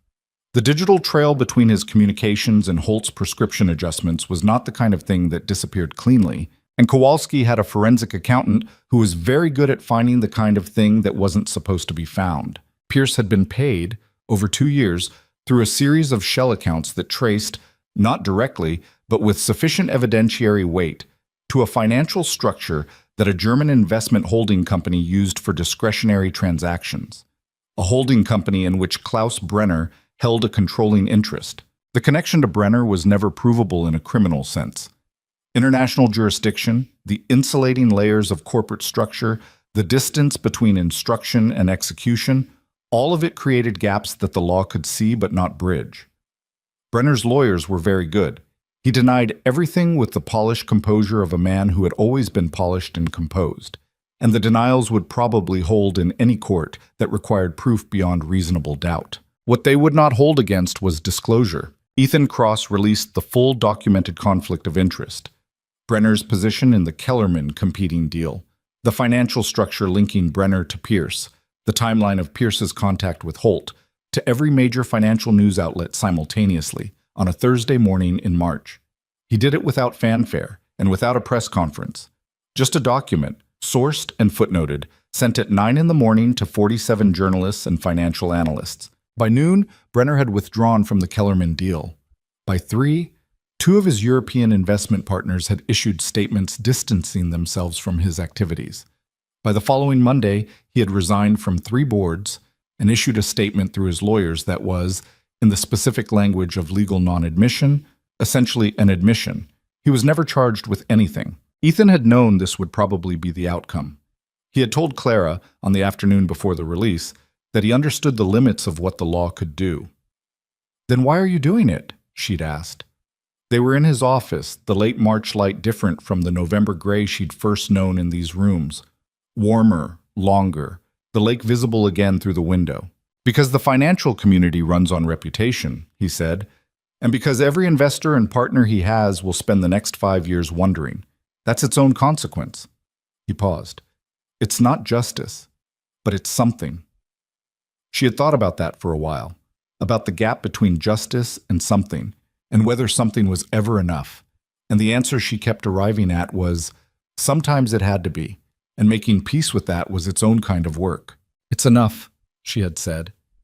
He had looked at her. "You really believe that?"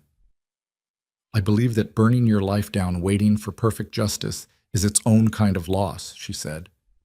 "You got the company back, Danny got the surgery, Holt lost his license, Pierce is going to prison." She met his eyes. "Sometimes the pieces land where they land and you decide if what you have is enough to build on." He was quiet for a moment. "When did you get this pragmatic?" he said. "I've always been this pragmatic," she said. "You just spent the first 3 months interpreting it as something else." The corner of his mouth moved. "What did I interpret it as?" "Composure," she said. "People see a calm woman and they think composure. Usually it's just someone who decided a long time ago that panic was not a useful tool." He looked at her with the expression she had a name for now. She had given it a name sometime in January, quietly, to herself. The way you name things you want to be able to think about precisely. It was the expression of a man who was paying full attention, not to a problem, not to a situation, but to a specific person. The undivided kind. The kind that was, in her experience, genuinely rare. She had stopped looking away from it approximately 6 weeks ago. The acquisition closed on a Friday in April. $6.2 billion. Announced in a press release that Cross Technologies' communications team had spent 3 weeks drafting and Ethan had substantially simplified in the final hour, cutting it down to the facts and removing what he called the congratulatory language that makes it sound like we're surprised we succeeded. Marcus Webb had looked at the simplified version with the expression of a man whose professional instincts were at war with his personal feelings, and his personal feelings were winning. "This is very spare," he said. "It's accurate," Ethan said. "Ethan, this is a $6 billion deal. People expect—" "I don't care what people expect. Send it." Marcus sent it. The markets responded well. Investor confidence, which had taken the November hit and then recovered incrementally through the winter as the legal situation clarified, moved decisively upward on the day of the announcement. Cross Technologies closed the week at its highest stock price in 18 months. Ethan took no particular satisfaction in the number itself. Claire had noticed this about him. He was not indifferent to the company's success, but his relationship to the financial metrics was instrumental. They were measurements of whether the machine he'd built was functioning, not evidence of his worth.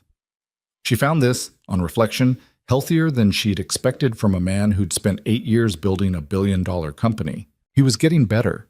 Not dramatically, not in the way movies suggested healing happened, sudden and visible and conclusive. In the actual way, gradually, with setbacks, with the occasional morning where the old tightness came back and reminded him that the condition was managed rather than cured. He had been seeing Dr. Ewan directly, and Ewan had put him on a protocol that was, as Reyes had predicted, significantly more effective at reducing episode frequency. He still had the occasional attack. He probably always would. The underlying condition was real, and it was his. But he could breathe. Most days, without counting. He had told Clara this in February, after a follow-up appointment with Ewan, sitting in his car in the hospital parking structure because he'd texted her about the appointment, and she'd asked how it went, and somehow they'd ended up on the phone for 40 minutes. He had said, "I drove here this morning and realized I didn't think about it once. The whole drive, I just drove." She had understood exactly what that meant. Clara started nursing school on January 14th. The program was a 12-month accelerated track for students with prior academic credit, designed for people who had started and stopped and had the documented foundation to move efficiently toward completion.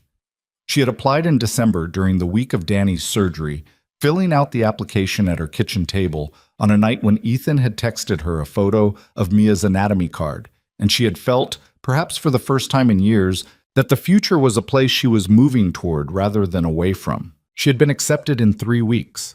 The first day of class, she sat in the third row of a lecture hall on the UIC campus with a new notebook and the specific quality of nervous energy that came not from doubt, but from the feeling of beginning something that mattered. The professor was a clinical educator named Dr. Sandra Park, who opened the first class with, "Half of you will wonder in week 3 why you came back. The half of you who stay anyway are the ones this field actually needs." Clara had written that down. She was managing nursing school and a reduced schedule at the Meridian simultaneously, which was the kind of balance that was sustainable if you were organized and brutal about sleep and had learned, through necessity, to compartmentalize with precision. Gerald had given her Monday, Wednesday evening shifts and kept her off the Harlow room rotation. Not out of delicacy, but because the Harlow room generated the occasional journalist who had not yet found a better story to pursue. And Gerald was a practical man. She had discovered, good at nursing school in the way she had always suspected she would be, but had not allowed herself to believe. Not effortlessly good. Nothing real was effortless. But the kind of good that came from caring about the work and having the specific prior knowledge that classroom learning could build on instead of starting from scratch. Her professor in clinical procedure had pulled her aside after the 3rd week and said, "You have the instinct for it. Don't second-guess the instinct." She had heard those words before, from a different professor years ago. Hearing them again was something she allowed herself to feel for a full minute before moving on. Danny's recovery was slower than his impatience with it. By February, he was on restricted voice use and modified diet and a physical therapy regimen for the throat musculature that he described, via text, as genuinely humiliating in its specificity. By March, he was speaking in full sentences and cooking again, including the carbonara that he made for Clara on a Sunday afternoon in early April when the Chicago cold had finally begun to ease and the light through his apartment windows was doing the thing spring light did, softer and more angled than winter, landing differently. She had eaten 2 bowls and not apologized for either. "You look different," Danny said, watching her. "Different how?" "Less like you're holding something back." He poured more wine. "Like you've put something down." She looked at her bowl. "Maybe. Is it the school?" "Partly." He looked at her with the specific patience of a younger sibling who had spent 30 years watching his older sister manage things she refused to discuss and had learned to wait her out. She looked back at him. "Don't. I'm not doing anything. You're doing the waiting thing." "I'm eating pasta," he said, with dignity. She put her fork down. "It's complicated," she said. She stopped.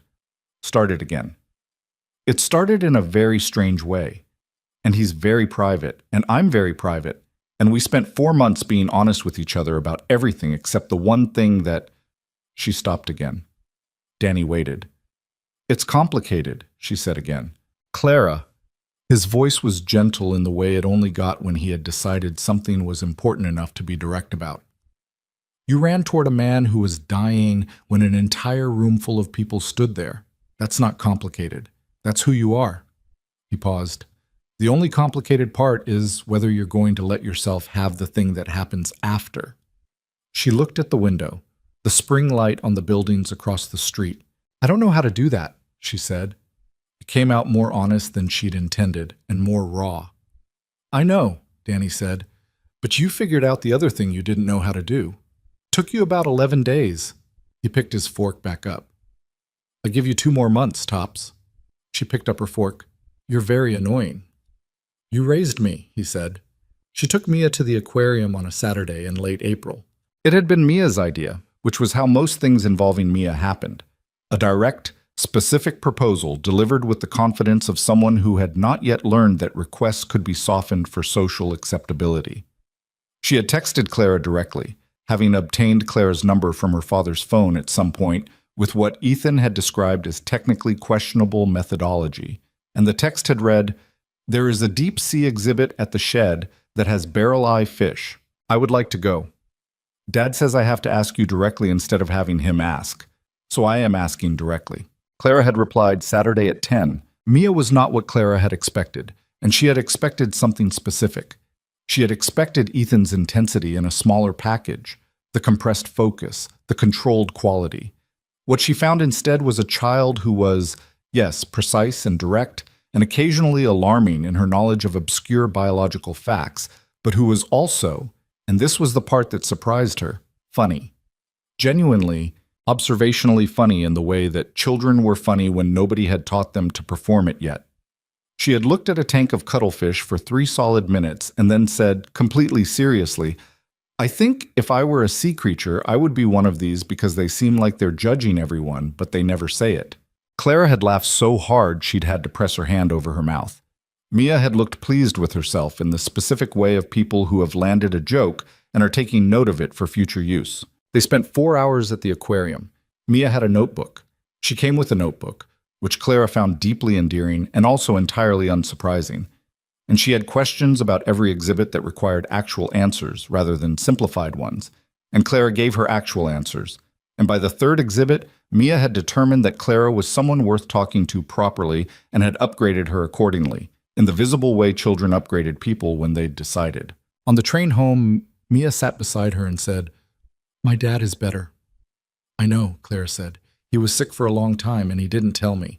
She said it without accusation, with the particular factual neutrality of a child who had processed something and arrived at a position. I knew something was wrong because he would sometimes go very quiet in the middle of talking, but I didn't ask because I thought if I asked, it might make it more real. Clara looked at her. That's very perceptive. I looked it up, Mia said. It's called magical thinking, where you believe that not saying something prevents it from happening. She paused. It doesn't actually work. No, Clara said. It doesn't. Did you know he was sick before you helped him? I suspected something was wrong about 2 minutes before. Mia absorbed this. How? I watched him swallow, Clara said. The muscles in his throat were working wrong. I'd seen it before with my brother.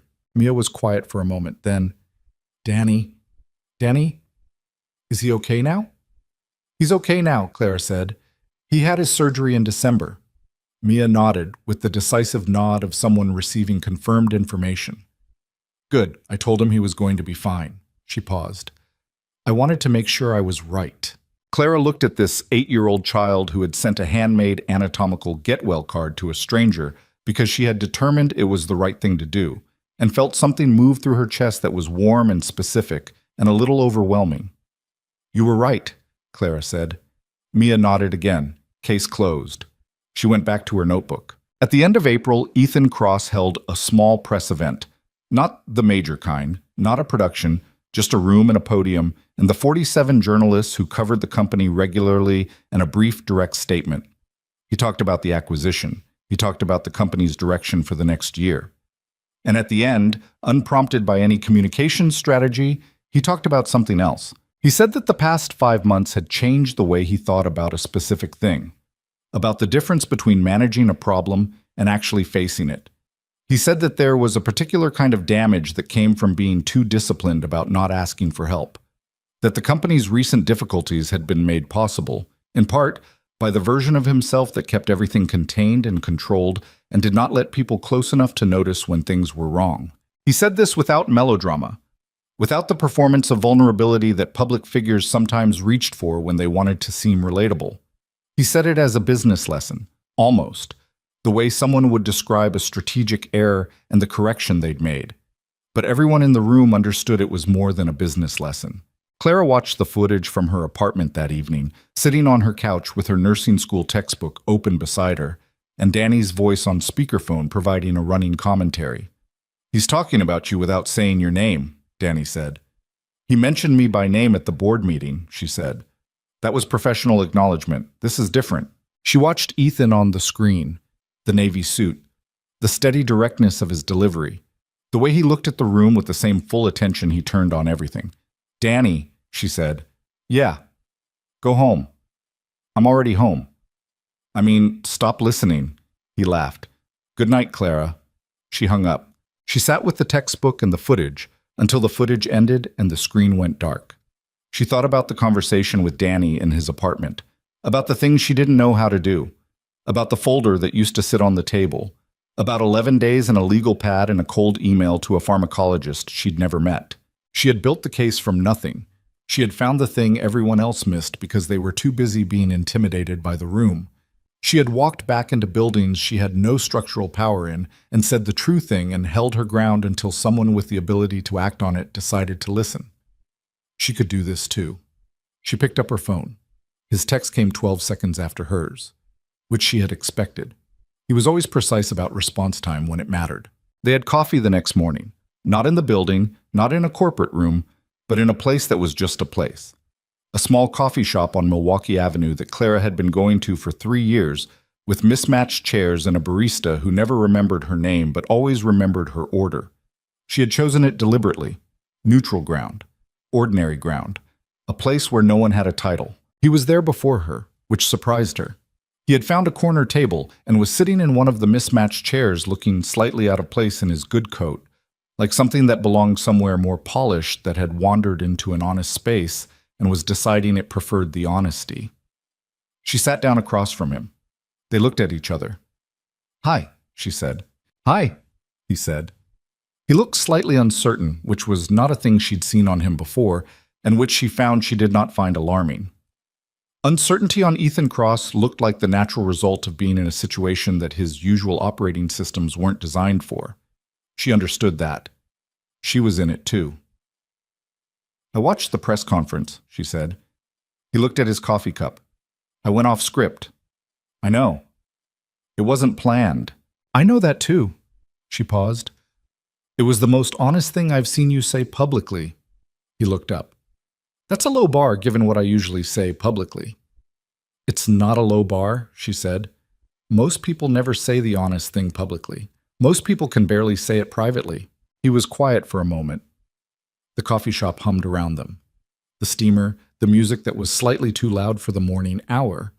The two students at the next table arguing about something in the comfortable way of people who had been arguing about things for long enough that it had become a form of affection. "I'm trying to figure out how to say something," he said, "which is unusual for me." "Take your time," she said. "I'm not going anywhere." He looked at her. "I know you're not." He said it with a certainty that was not assumption but observation. The specific certainty of someone who had been paying very close attention for 5 months to who a person actually was. "Since November," he started. "Since the first time I looked at you on that floor and you looked back." He stopped. Tried again. "I have been operating at the edge of something that I don't fully know what to do with. And I've spent my whole professional life at the edge of things I don't know what to do with, and I've always found a way to calculate through it." He paused. "This is not calculating." "No," she agreed. "I don't know how to do this," he said. The same words she'd said to Danny. in the same honest register. I haven't done this. The actual version of this, not the version where I keep everything at a managed distance, since before I understood how much easier the managed distance was. She looked at him. I don't know how to do it either, she said, in case that's useful information. Something shifted in his face. How is that supposed to be useful information?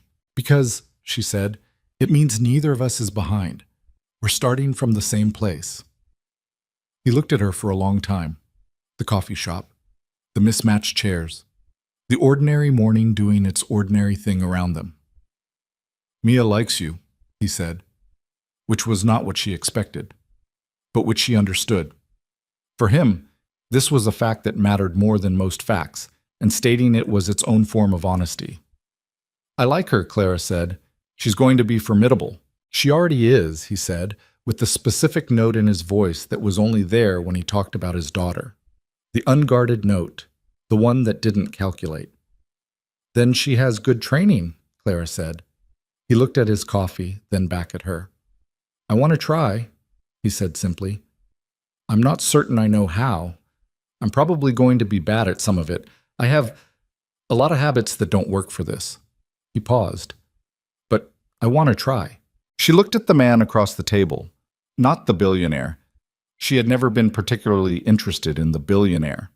The man, the one who went quiet when things hit hard, who sent statements where other people sent questions, who told his 8-year-old daughter the hard thing was real because she asked, who had been slowly poisoned for 2 years and had spent all of it alone because he didn't know another way to be, and who was sitting across from her in a coffee shop on Milwaukee Avenue on an ordinary Tuesday morning trying to say the thing. I want to try too, she said. He exhaled, just barely. The way people exhaled when they'd been braced for something and the something turned out to be manageable. I'm going to be in nursing school for another 9 months, she said, and I work 3 evenings a week, and I study the other evenings, and I'm not a person with a lot of spare time. I have a company and a daughter, he said. Spare time is not a concept I operate with. Then we understand each other, she said. We've understood each other since November, he said, with a directness that landed clean and clear. She picked up her coffee. He picked up his. Outside the window, Milwaukee Avenue was doing its thing.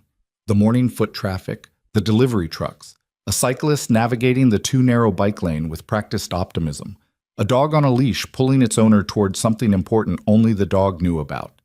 The city indifferent and alive and full of ordinary things that were the actual substance of a life.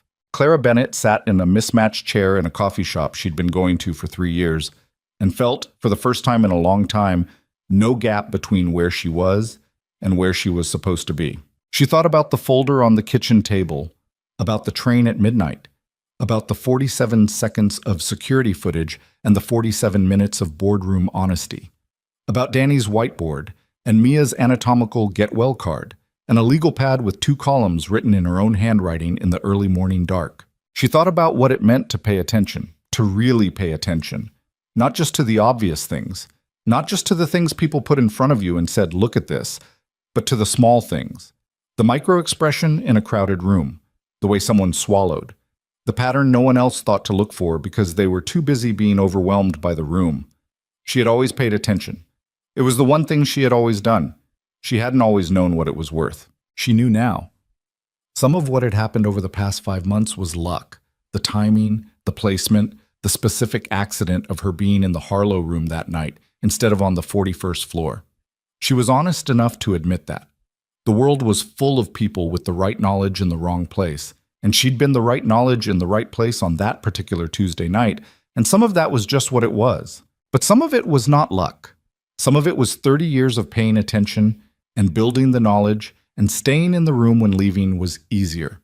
Some of it was Danny teaching her without knowing he was teaching her what it meant to keep showing up for something even when showing up was hard. Some of it was her making the choice over and over to be the person who stepped forward instead of the person who stood and watched. That part was not luck. That part was hers. Ethan Cross looked at her across the table in the ordinary morning light, and she looked back, and neither of them said anything for a moment because nothing needed saying. Outside, Chicago kept going. The lake was there, flat and enormous, and perpetually indifferent, the way it had been through everything. The collapse, the investigation, the surgery, the press conferences, all of it. Doing what large bodies of water did, which was simply remain and hold the light and make everything else seem the right size. Clara finished her coffee. Ethan finished his. They stayed for another hour. They didn't talk about anything significant. They talked about Mia's upcoming school science fair, which involved a project on deep-sea bioluminescence that had apparently exceeded the standard requirements by approximately 4 grade levels. They talked about Danny's plan to go back to the community college he'd had to leave when the medical bills started, in the fall, to finish his business degree. They talked about a restaurant on Damon that Clara had been meaning to try for a year and hadn't gotten to, and Ethan said he knew the owner, and she gave him the look she gave him when he did the thing where resources materialized, and he said, "Or we could just go, like people." "Like people," she agreed. It was not a dramatic ending. It was not a conclusion so much as a continuation. The place where a story stops being about the crisis and starts being about the ordinary, complicated, imperfect, ongoing life that comes after. The part that doesn't fit in 47 seconds of footage. The part that requires showing up day after day in the mismatched chairs. That was the part that was just beginning. And it was, Clara thought, more than enough.